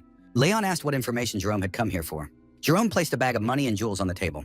Leon said that there would be a lot of surveillance. Was this an important person? Jerome replied that he was fulfilling a request, so he didn't know all the details himself. Leon asked what the target's name was. Jerome replied, Miller Kramer. Leon said that now he understood why the sum was so large. He added that everyone who had investigated the death of the Kramer family was already dead. Jerome said he hadn't heard anything about that. Leon suggested pretending that their conversation had never taken place. Jerome said that if Leon obtained the information, he would receive double the amount. Leon noted that more than 10 years had passed, so perhaps everything was fine now. He would see what he could do. Jerome wondered what had happened to the Krimers if even Leon, the head of the Information Guild, was afraid to take on the case. That meant someone really dangerous was involved. Jerome shared the information he had obtained. He said that the Kramers had an earldom. Miller was the second son. Their family was well known in the kingdom and influential. 10 years ago, the entire family was poisoned. Only Miller managed to survive. Blizzard asked if they had found the killer. Jerome replied that it was a certain Baron Gideon. Edmund suggested that Baron Gideon was not the main culprit. He was just a puppet in someone else's hands. Edmund added that there was a real culprit who ordered the poisoning of the family. Miller said that today he would deal with Baron Gideon and complete his revenge. Miller was surprised. Why had my lord come to him at such a time? Edmund said that he remembered Miller when he was a little boy. The young gentleman had grown up a lot. The guildmaster introduced himself and noted that Count Krimmer had once supported them. Edmund said he wanted to tell him what had really happened that day. It was true that Baron Gideon had poisoned them. However, he was acting on the orders of Duke Icarus. Miller couldn't believe what he was hearing. How did Icarus benefit from the disappearance of his family? Edmund explained that the largest trading association in the kingdom was Akasa. Its actual owner was Duke Icarus. Edmund added that in order to grow Akasa, Icarus needed to eliminate the most successful associations of the time, Roll and Krimmer. Miller was horrified. So he had been working for the man who destroyed his family? Blizzard asked Miller where he was going. Miller said he intended to destroy Icarus. Blizzard said that Miller, with his skills, would not be able to defeat Icarus, who was a master swordsman. Miller replied that he didn't care. Was the Viscount really going to stop him? Blizzard said that if Miller wants to leave, he must first defeat him. The assassin said that if necessary, he was prepared to do so. Miller attacked, but Blizzard effectively dodged the attack. The protagonist noted that it was aimed at vital points and demonstrated economical movements. It was clear that Miller had been training diligently all this time. The protagonist touched his opponent's vital point and said that now he would not be able to move for half a day. Miller was deactivated and fell to the floor. The assassin sat on the floor trying to stabilize his breathing. Miller worked on his own pressure points to recover. Blizzard was surprised. Blizzard said he hadn't shown Miller where those points were. How did he do it? Miller asked, hadn't the magical swordsman shown them to him himself? Blizzard was surprised. Had this guy copied what he had seen in just a moment? Miller said he wasn't done yet. However, after saying this, he immediately lost consciousness and fell to the floor. Blizzard told Edmund to take the guy to his room. When Miller regained consciousness, he was to find him. Starting tomorrow, Blizzard would personally train this guy to hit vital points. The protagonist thought that his eyes had not deceived him. Miller was an uncut diamond with outstanding talent. If trained well, he could become a first-class killer. The Viscount said that the road would be long. Suddenly, a call came in on the communication stone. It was Eskild. The girl asked for help and said she was in a very cold place. The Viscount was alarmed and asked where Eskild was. The connection was lost and Blizzard immediately rushed to find the princess. To save time, he even jumped out of the window. In his mind, he asked the princess to wait for him. Isilde was freezing and losing consciousness. Viscount Blizzard thought he needed to find the coldest place nearby. Most likely, the princess was there. Scanning the space with his inner vision, our hero realized where Eskild might be. Blizzard burst into the room where the wyvern eggs were kept. The princess was indeed there, shivering from the cold. The Viscount carried the girl out of the building in his arms and asked what had happened. Why had the princess been locked up? Isilde said she had gone in to check that everything was all right with the ice wyvern eggs she had been given, but had been unable to get back out. The Viscount reminded her that he had warned her. The barn where the eggs were stored was protected by a spell that lowered the temperature. Why had the princess acted so recklessly? Isolde apologized to the Viscount because he had come thanks to the connection stone. Blizzard hugged the girl and said he never wanted to lose her again.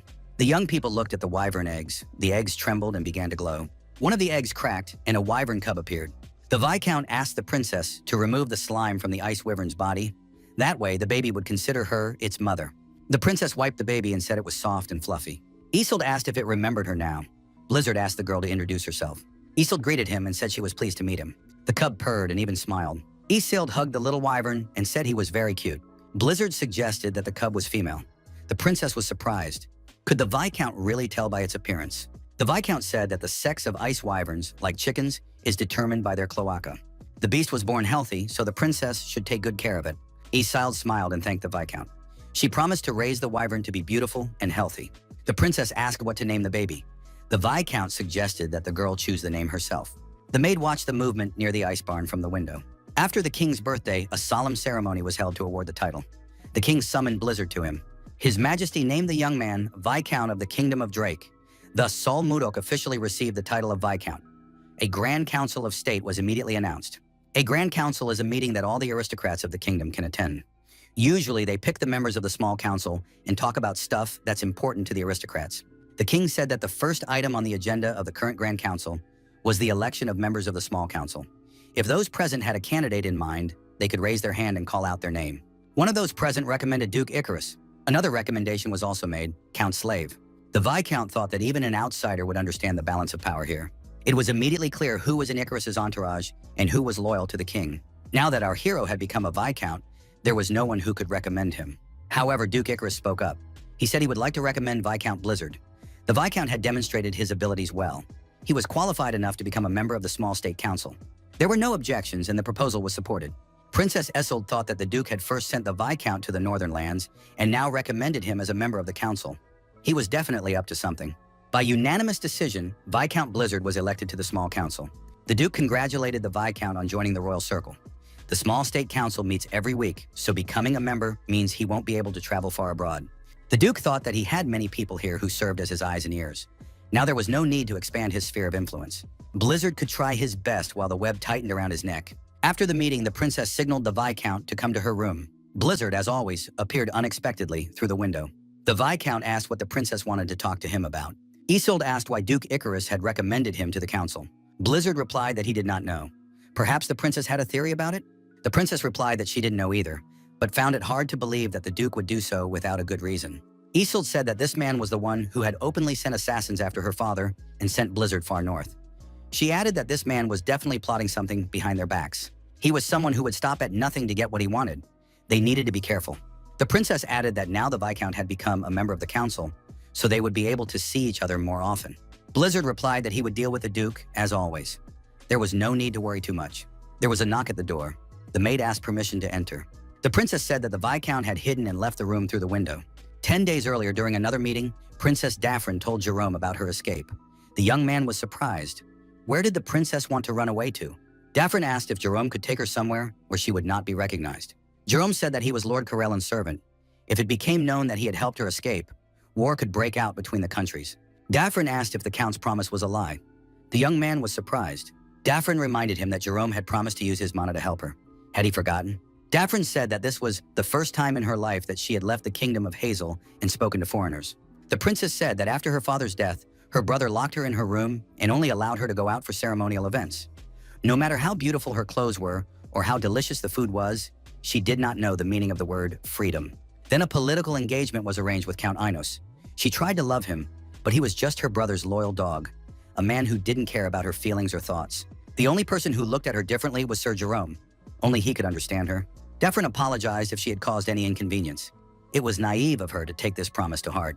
The girl said goodbye to Jerome. Tears welled up in her eyes. Jerome was indecisive. He did not know what to do. The young man told the princess that it would not work out after all. Seeing that Jerome was hesitating, the princess rushed to him and asked if he would do it or not. He just had to say yes. Jerome saw how the princess had suddenly changed and said he would do everything. Daphne thanked the young man. Jerome said he would let her know the meeting place. 10 days passed. The young man said he would wait until sunset on the 3rd floor of the Blue Cat Tavern east of the castle. No one could find out about this. They did not see or speak to each other today. Daphne said she understood everything and promised to be there on time. Jerome went into the Viscount's room. Blizzard asked what had happened. Jerome said he was going to Tot for an inspection. The Viscount was surprised. Alone? The assistant said he needed to check how Volmer was doing with the management. The Viscount agreed that it was important and added that Jerome should go first. Blizzard promised to come there after the next meeting. Jerome said it wasn't worth doing. Even on horseback, it would take at least 5 days, which would prevent the Viscount from attending the small council. Jerome promised to write a report after the trip. The Viscount said that it would take only 1 day to get there on a wyvern. Jerome remembered. Indeed, there were wyverns.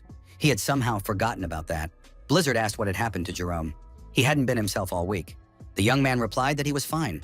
In that case, the Viscount instructed his assistant to deal with Tot. Jerome left the Viscount's office and thought that tomorrow everything should work out. Before he would have refused, but now it was madness. The young man believed that he had to stop immediately. However, Jerome remembered the princess's tearful face again. Princess Essil was still lost in thought. What was Duke Icarus thinking?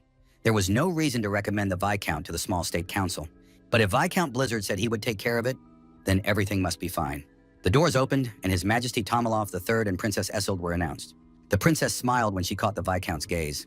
The start of the small council meeting was announced. The first item on the agenda was the case of Duke Icarus. Icarus addressed everyone present. The Duke said that what he wanted to discuss today was related to Her Highness's marriage. The princess did not expect this and even jumped up from her seat. What did her marriage have to do with it? What could Duke Icarus be talking about? The Duke apologized if it was too unexpected for the princess. But she had already turned 20 this year. Icarus added that the situation was such that there had not even been a single proposal yet. This had never happened in any royal family. Icarus said he was concerned that the royal lineage might be interrupted. Therefore, he officially insisted on speeding up Her Highness's marriage. One of the members of the small council present was outraged by Duke Icarus' words. How dare he say such things under the pretext of concern? His face says it all. A supporter of Icarus said that he should watch his words. The Duke said this openly because he is concerned about the future of the kingdom. The presiding count slave called for silence. The princess snatched a wooden hammer from slave's hands and smashed it on the table. Eskel shouted for everyone to be quiet. The girl apologized and suggested continuing the meeting. The princess was surprised. Why wasn't her father saying anything? The king told his daughter to sit down in her seat.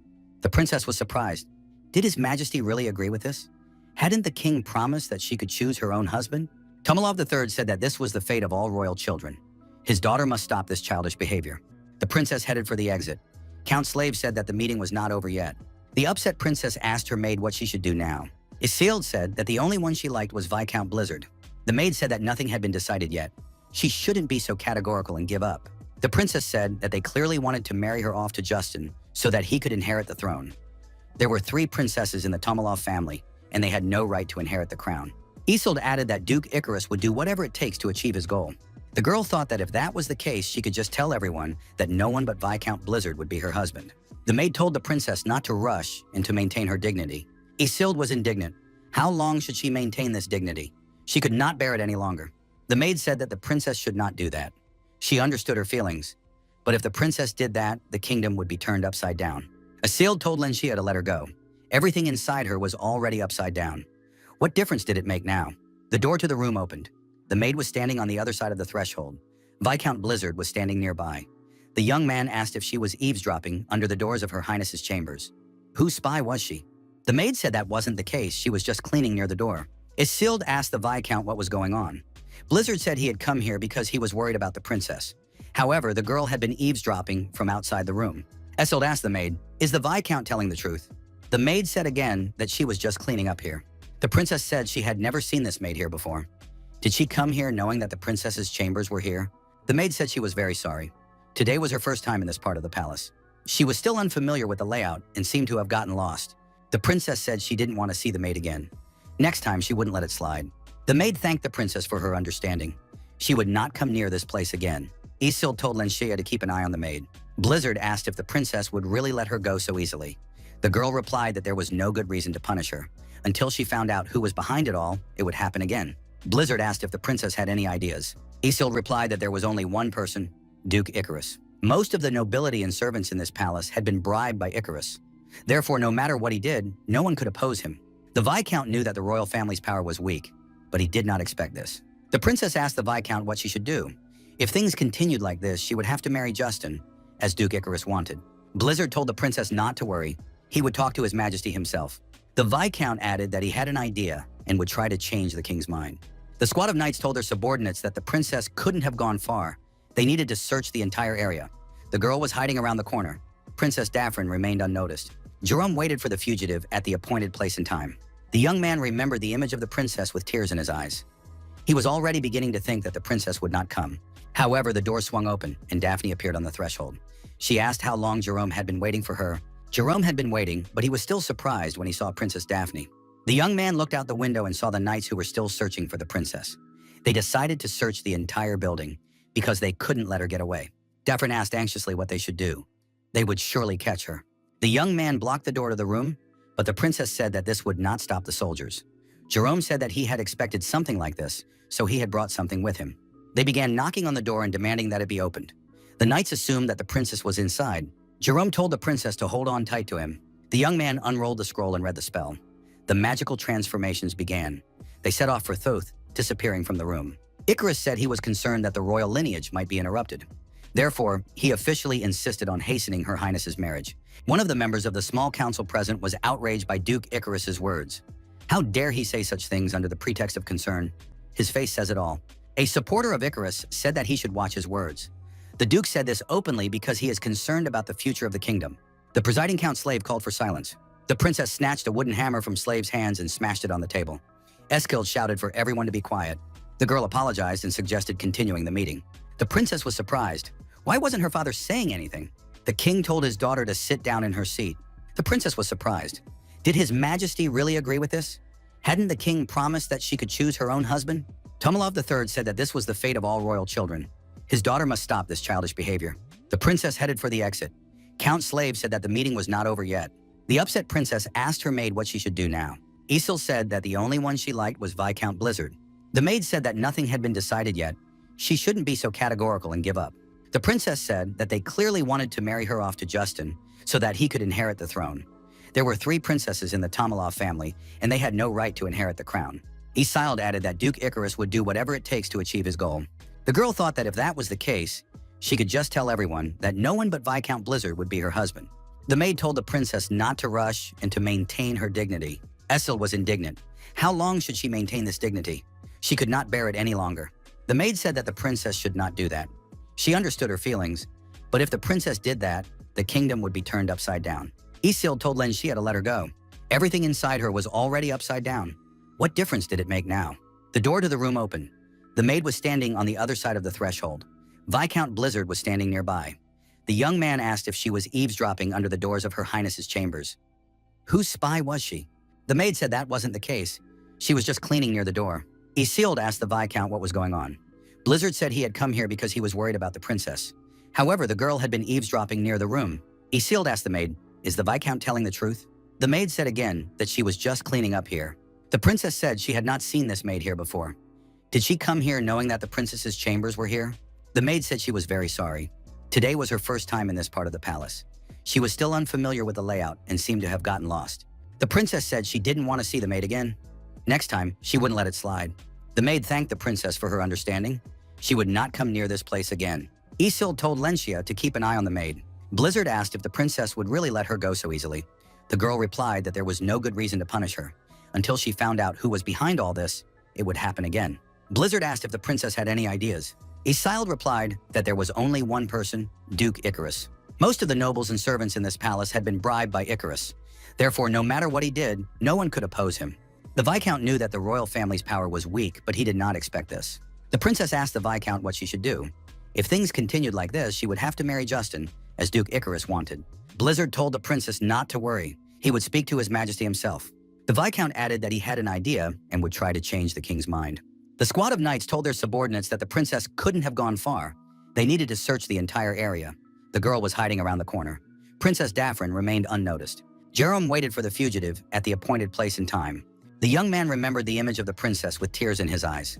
He was already beginning to think that the princess would not come. However, the door swung open, and Daphne appeared on the threshold. She asked how long Jerome had been waiting for her. Jerome had been waiting, but he was still surprised when he saw Princess Daphne. The young man looked out the window and saw the knights who were still searching for the princess. They decided to search the entire building because they couldn't let her get away. Daphne asked anxiously what they should do. They would surely catch her. The young man blocked the door to the room, but the princess said that this would not stop the soldiers. Jerome said that he had expected something like this, so he had brought something with him. They began knocking on the door and demanding that it be opened. The knights assumed that the princess was inside. Jerome told the princess to hold on tight to him. The young man unrolled a scroll and read a spell. The magical transformations began.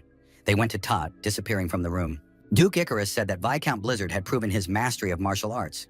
Due to Lord Logan Pamos's injury, the position of deputy head of the Order of the Phoenix had become vacant. Icarus added that in connection with this, he would like to offer Viscount Blizzard the position of deputy head of the Order of the Phoenix. Everyone present was surprised to hear such a proposal from the Duke. The Order of the Phoenix is the strongest knightly order in the kingdom, commanded by Count Torio. It is an elite order. If someone is truly good, they are accepted regardless of race or title. Therefore, even among first-class troops, it is considered the best. Blizzard understood that Icarus was unlikely to give him such a responsible position.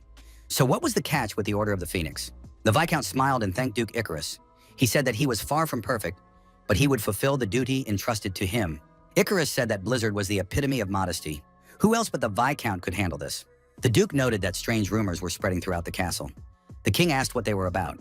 The Duke explained that a week ago, on Monday night, someone had seen Princess Isilde and Viscount Blizzard leaving the barn together.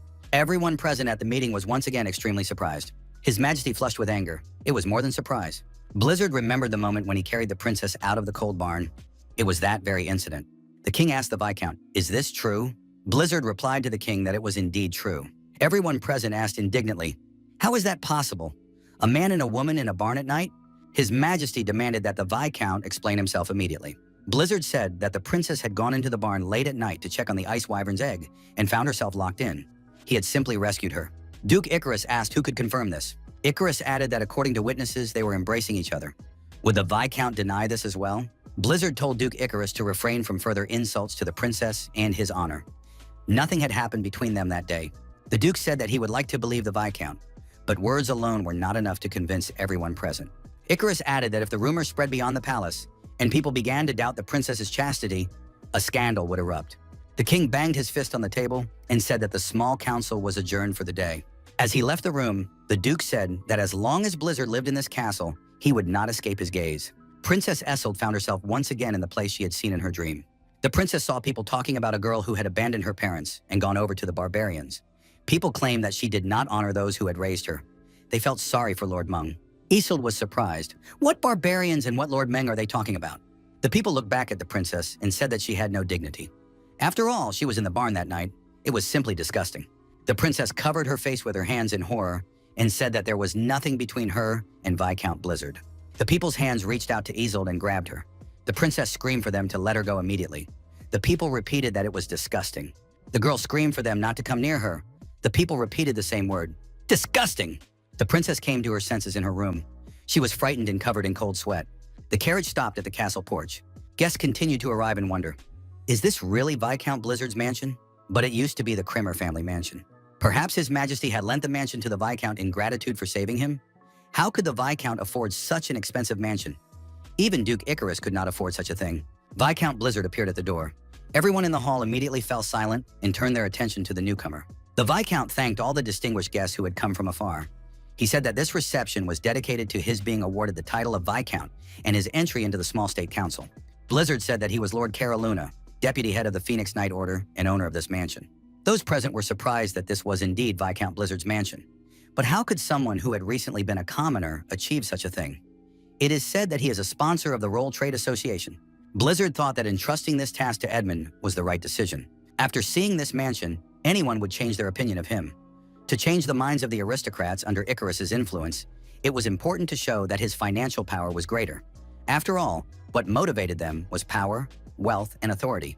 The guests thanked Lord Blizzard for inviting them to this wonderful reception. The host responded to the guests with his hospitality. Lord Rowan said that for some reason he did not see the princess. Blizzard explained that the princess was unable to attend due to poor health. Rowan inquired what events had caused her to feel unwell. Rowan added that there had been rumors lately about the princess's relationship with the Viscount. Were they true? Another guest demanded that Rowan take back his words. The man asked, "Isn't insulting the princess a mockery of the royal family?" He added that if this reached His Majesty's ears, it would not end with a simple reprimand. Rowan was extremely frightened. The guest told Lord Rowan to take better care of his own territories. Rowan cowardly stepped aside. The man added that these people had started spending time with Duke Icarus and decided they were something special. Viscount Blizzard should not worry. Blizzard thanked Baron Vincent for his help. If it weren't for the Baron, he might have lost his temper and destroyed Rowan. Baron Vincent laughed and said that Viscount Blizzard was a funny guy. He took it as an incredibly funny joke.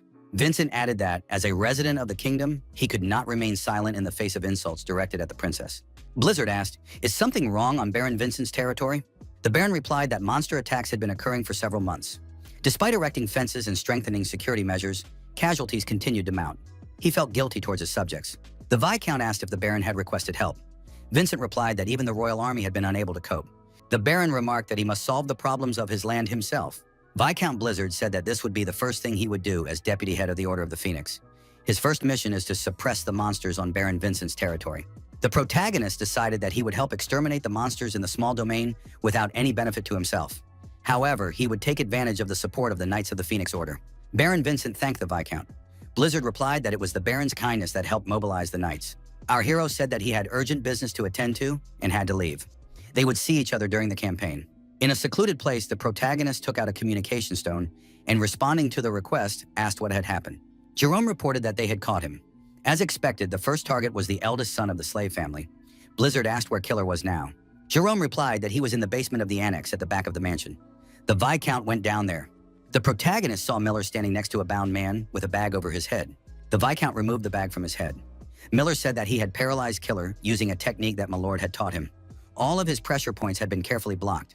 Miller added that the self-destruct poison hidden in Killer's molar had been removed. The protagonist decided to use his unique abilities and influence Killer's brain. Blizzard extracted all the necessary information from the villain's head and subjugated him. Killer knelt down and asked his master to give him an order. Miller asked how Milord had done it. The Viscount told the Killer to tell him his name, the name of the man who gave him orders, and also to reveal all the information he had. Killer said his name was Sis. He had received orders from Duke Icarus to destroy John Slave. Blizzard ordered Killer to return to Icarus and report that the order had been successfully carried out. Sis must now report daily on Icarus's every move. Sis replied that he understood his master's orders. Miller asked, "Well, was that a mind control spell?" The Viscount replied that this technique of soul magic was Mahongan, the art of absorbing souls. Miller asked Milord to teach him this technique as well. The Viscount refused this request. Mahongan is a brainwashing method used in cults to select new followers. If a person has not reached a level of power that clearly surpasses that of their opponent, the technique will not work. Blizzard said that even if he taught Miller, there was almost no one he could use it on. The protagonist said that now it was his turn to attack Icarus. Sis arrived at Duke Icarus on orders. The Duke asked if Sis had done everything properly. Killer replied that he had dealt with John Slave. Icarus said that he understood everything and that Sis could leave. At the last moment, Icarus stopped Killer and told Curson to check whether the spell was still working. Curson replied that the spell was still working. The Duke thought that his fears were unfounded. Duke Icarus said that now it was Blizzard's turn. The next day, news of John Slave's death spread throughout the capital. The cause was said to be a fall from a horse. This could happen to anyone, but the timing was too unfortunate. Rumors spread quickly like a snowball. But the public could not know that John was actually alive. This was Sol Modok's plan. Miller said that chaos must now reign in the capital. Blizzard agreed. After all, the only candidate other than himself had been eliminated. Everyone probably thought that Duke Icarus had dealt with him. Miller told Milord that he was curious about something. The young man asked why the truth couldn't be revealed immediately. After all, the evidence against the Duke was obvious. Couldn't he be caught now? Blizzard replied that in order to do so with certainty, they should not rush. The Duke was very suspicious. If they didn't want him to escape, they needed to prepare more carefully. The Viscount added that there was a more important reason. The rumors about Essold had disappeared. Fire is extinguished with a bigger fire. Now Icarus had become the subject of condemnation. Miller was only thinking about the location, but Viscount Blizzard was looking much further ahead. The protagonist came with Miller to the residence of the former deputy head of the Phoenix Order. Miller asked, "Is this the one who broke his leg, and now Milord has taken his place?" The Viscount confirmed this. Miller was surprised. For a house belonging to the deputy head of the best knightly order, it seemed modest. Blizzard said it couldn't be any other way. He left in disgrace, accused of insubordination. As soon as he injured his leg, he immediately attacked his superior. Miller said that something unusual was going on here. There was definitely something strange behind it. Miller added that the field in front of the house was too clean. It was as if no one had been there. The Viscount noted that Miller also knew how to leave no traces. The assistant objected, "But he's a killer. Even he would leave traces if one of his legs was injured." The Viscount asked, "Is Miller trying to say that he moves through the air?" At that moment, someone aimed a bow at the guests. Miller and Blizzard heard a strange sound and looked back. The young men managed to jump out of the way. The arrow stuck into the ground, releasing a significant amount of energy. The Viscount looked at the arrow and was surprised. Was that really a feather? Blizzard looked up at where the feather had flown from and said that now he understood where the fishy smell was coming from. A bird-like creature was sitting on the roof of the house. The bird said that dirty people had arrived. Miller asked, did the Viscount not know about this either? Blizzard confirmed this. The protagonist did not think that Logan would turn out to be half human. Logan saw the emblem on our hero's chest and became interested in it. After all, it was the emblem of the deputy head of the Phoenix Order. Logan asked if he had come on the orders of the head of the Knightly Order. Logan asked, was there really an order to destroy him? Miller thought that this half-human had misunderstood everything. He needed to tell him the truth. However, Blizzard asked Logan what would happen if it were true. Miller was surprised. What is my lord doing? Why is he deceiving him if it angers Logan? The Viscount replied that it was a test. Was Logan strong enough to work under him? Logan angrily said that he would destroy this man. Logan flew into the sky and took aim again. The Viscount told Miller to leave immediately. The protagonist activated his ice sword and prepared to battle the half-human.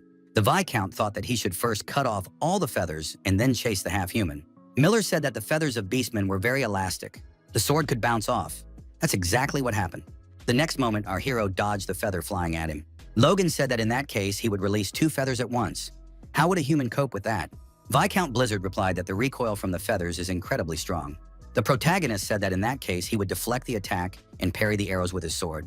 The attack continued, the feathers were still there, and Milord said that the half-human was not giving him a break. Blizzard clearly heard 2 feathers flying, but saw only 1 in the air. Our hero had lost sight of the other feather. At the last moment, the Viscount understood everything, and turning around, caught it with his hand. The protagonist thought that this half-human possessed arrows that even his sword could not cut through, and strategies that revealed weak points. Blizzard noted that Logan had the appropriate level of security. Logan was surprised. What did that man just say? Suitable level? The half-human was indignant. How dare a human evaluate him? Logan gathered momentum and prepared to attack the man to engage him in hand-to-hand combat. Miller and Logan's eyes met. Viscount Blizzard rose above Logan and said that now he would find out who was in charge here. Our hero possessed a technique of light steps that allowed him to move freely through the air. Logan was attacked from above and, losing his bearings, began to fall to the ground. The Viscount said that the half-human no longer had a bow. Logan fell to the ground. Bacon said he felt something strange. What had damaged Logan's leg? The half-human lunged at his opponent and said he wasn't going to say anything to some human. The Viscount, using his unique abilities, touched his opponent's injured leg. Logan jerked his leg and said that this man was a scoundrel. How dare he cowardly target my injured leg? Logan thought. Blizzard punched his opponent's leg. Logan gritted his teeth and screamed loudly. The protagonist struck the half-human once more. Logan asked, does this man call himself a warrior? Logan's leg began to undergo structural changes in the areas where he had been struck. Logan shouted for the man to stop immediately. The half-human attacked his opponent with a kick. The Viscount easily blocked the blow. Blizzard asked, how did Logan do that? Logan himself was surprised. Is my leg already healed? Logan did not understand how this had happened. After all, no doctor on the mainland had been able to heal this wound. Blizzard said that there was nothing they could do for him. The Viscount added that the leg was not damaged. It was cursed. The man explained that the leg was enveloped in chaos mana. Blizzard said he had destroyed the chaos mana with his energy. Logan asked who this man really was. The Viscount replied that he was the one who would make Logan trust people. Logan invited the people into the house and offered them refreshments. He said it was a traditional dish of their tribe. On the table was a roasted wild boar carcass. Miller was delighted and said he was very hungry. Logan slapped Miller's hand away and told him not to touch it. This treat was only for their benefactor. The Viscount said that he was his ward and should also be fed. Logan agreed. Logan threw Miller a mouse and told him to eat it and leave him alone. Viscount Blizzard tasted the roasted meat and said it was very tasty. Miller and Logan were sorting things out at that moment, trying to resolve the conflict that had arisen. The protagonist asked Logan how he had injured his left leg. The Viscount had heard that Logan had blamed Torio, the captain of the Phoenix Knights, for the injury. Why? Logan decided to tell him about the day that changed everything. Logan said that on the day he was appointed deputy, Torio secretly summoned him to his office. He found it strange how warmly his boss welcomed him. Torio was a racist, so he always saw Logan as a thorn in his side. As expected, he made a shocking proposal. Logan said he was outraged in response. Logan said he wasn't going to agree. It was ridiculous. Torio told Logan to think carefully. Once he left that room, he would not be able to change his mind. Logan told Torio to take care of himself. How could the head of a knightly order act this way? Torio used his unique abilities and delivered an energy blast to Logan's left leg. The narrator continued that when Logan came to, he was already in a hospital bed. At first, he thought it was a dream, but it turned out to be reality. His leg hurt terribly. Logan finished his story and fell silent. By this point, half of the boar was already gone. Logan bowed and thanked the man from the bottom of his heart.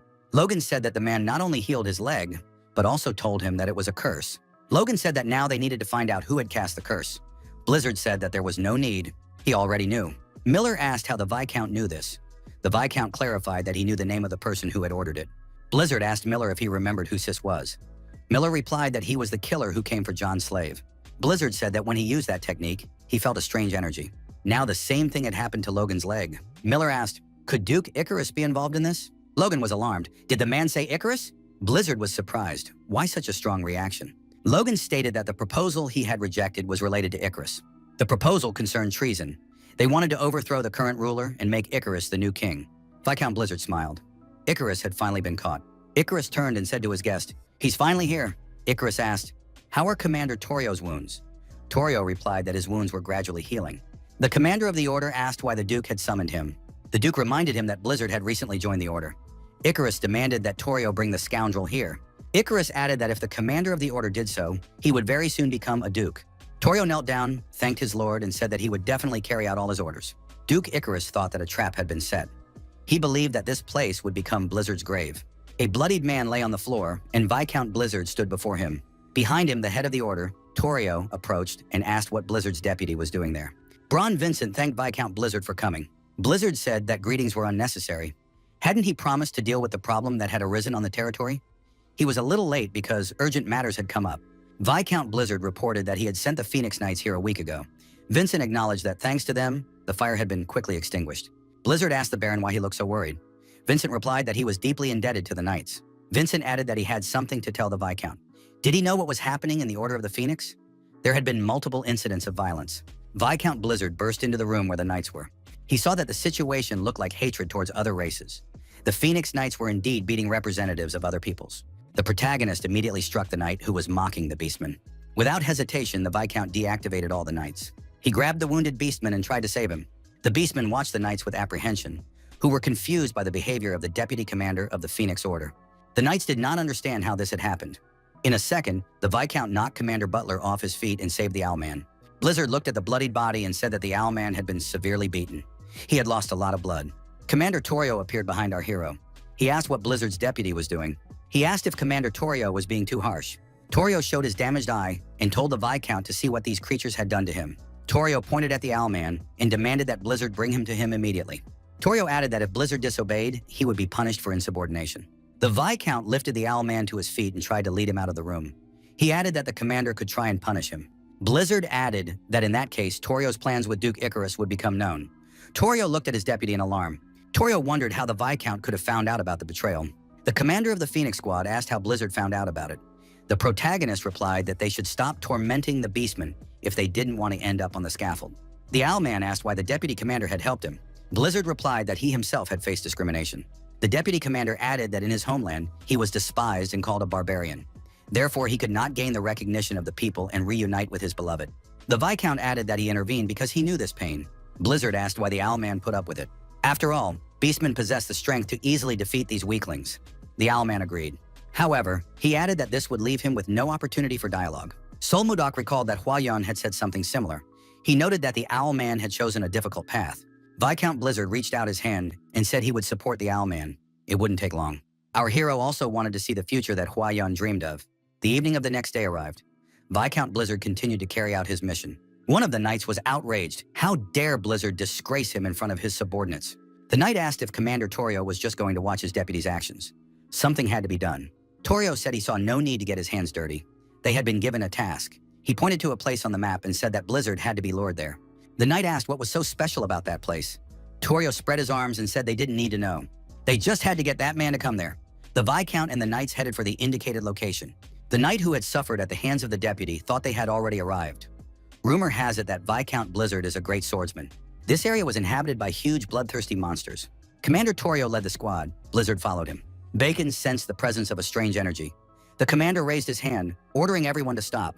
Commander Torio reported that a group of monsters had been spotted ahead. The commander asked if Blizzard's deputy was indeed a great swordsman. Torio asked the deputy to demonstrate his abilities. Blizzard replied that he had to refuse. Torio thought that the deputy suspected something. Could this gathering of monsters be the place Icarus spoke of? The knight wondered if such a thing could frighten the Grand Master. The knight drew his knife and told everyone to watch him closely. He was going to fight the monsters. The knight swung his dagger, and one beast fell, bleeding profusely. Encouraged by his victory, the knight asked what the deputy commander had to say about his swift blade. Commander Torio looked at the knight with fear. Something incredible happened. The destroyed monster clamped its jaws around the knight's throat. Blizzard was surprised. Could the severed parts of the monster be regenerating? The protagonist suggested that they were facing a Zhongshi, a jumping vampire. Torio couldn't believe that they were facing such monsters. No matter how many of them you destroy, they will still come back to life. The squad commander knew that something must be here, but he didn't think it could be undead. Viscount Blizzard said that Icarus was a cruel villain. To catch him, he sacrificed an entire order. Commander Torio thought, did the Duke watch as the Owlman sacrifice them and equate him with this trash? He watched as the Owlman fought this monster. Torio refused to believe it and turned to run away. Blizzard followed him and asked how a man who called himself a commander could abandon his subordinates and run away alone.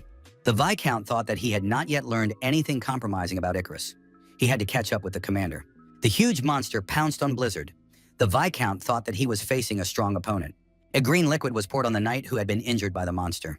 He was told that it was a restorative elixir. The knight recovered and said that he had survived thanks to this elixir.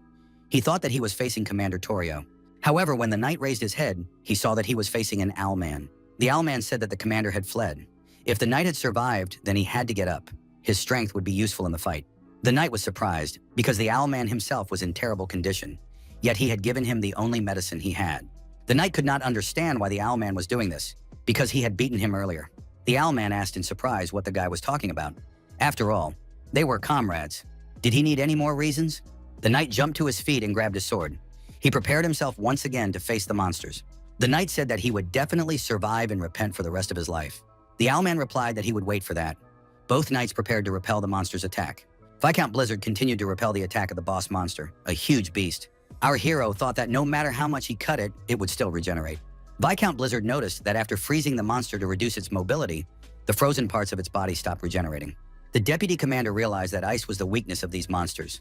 At that moment, Baron Vincent and his squad rushed to our hero's aid. Late at night, the Baron received an urgent message informing him that Phoenix's squad had been attacked by undead creatures. Baron Vincent decided that it was necessary to come to the aid of Viscount Blizzard, a benefactor who did everything for their land. The Baron shouted for the knights to hold on.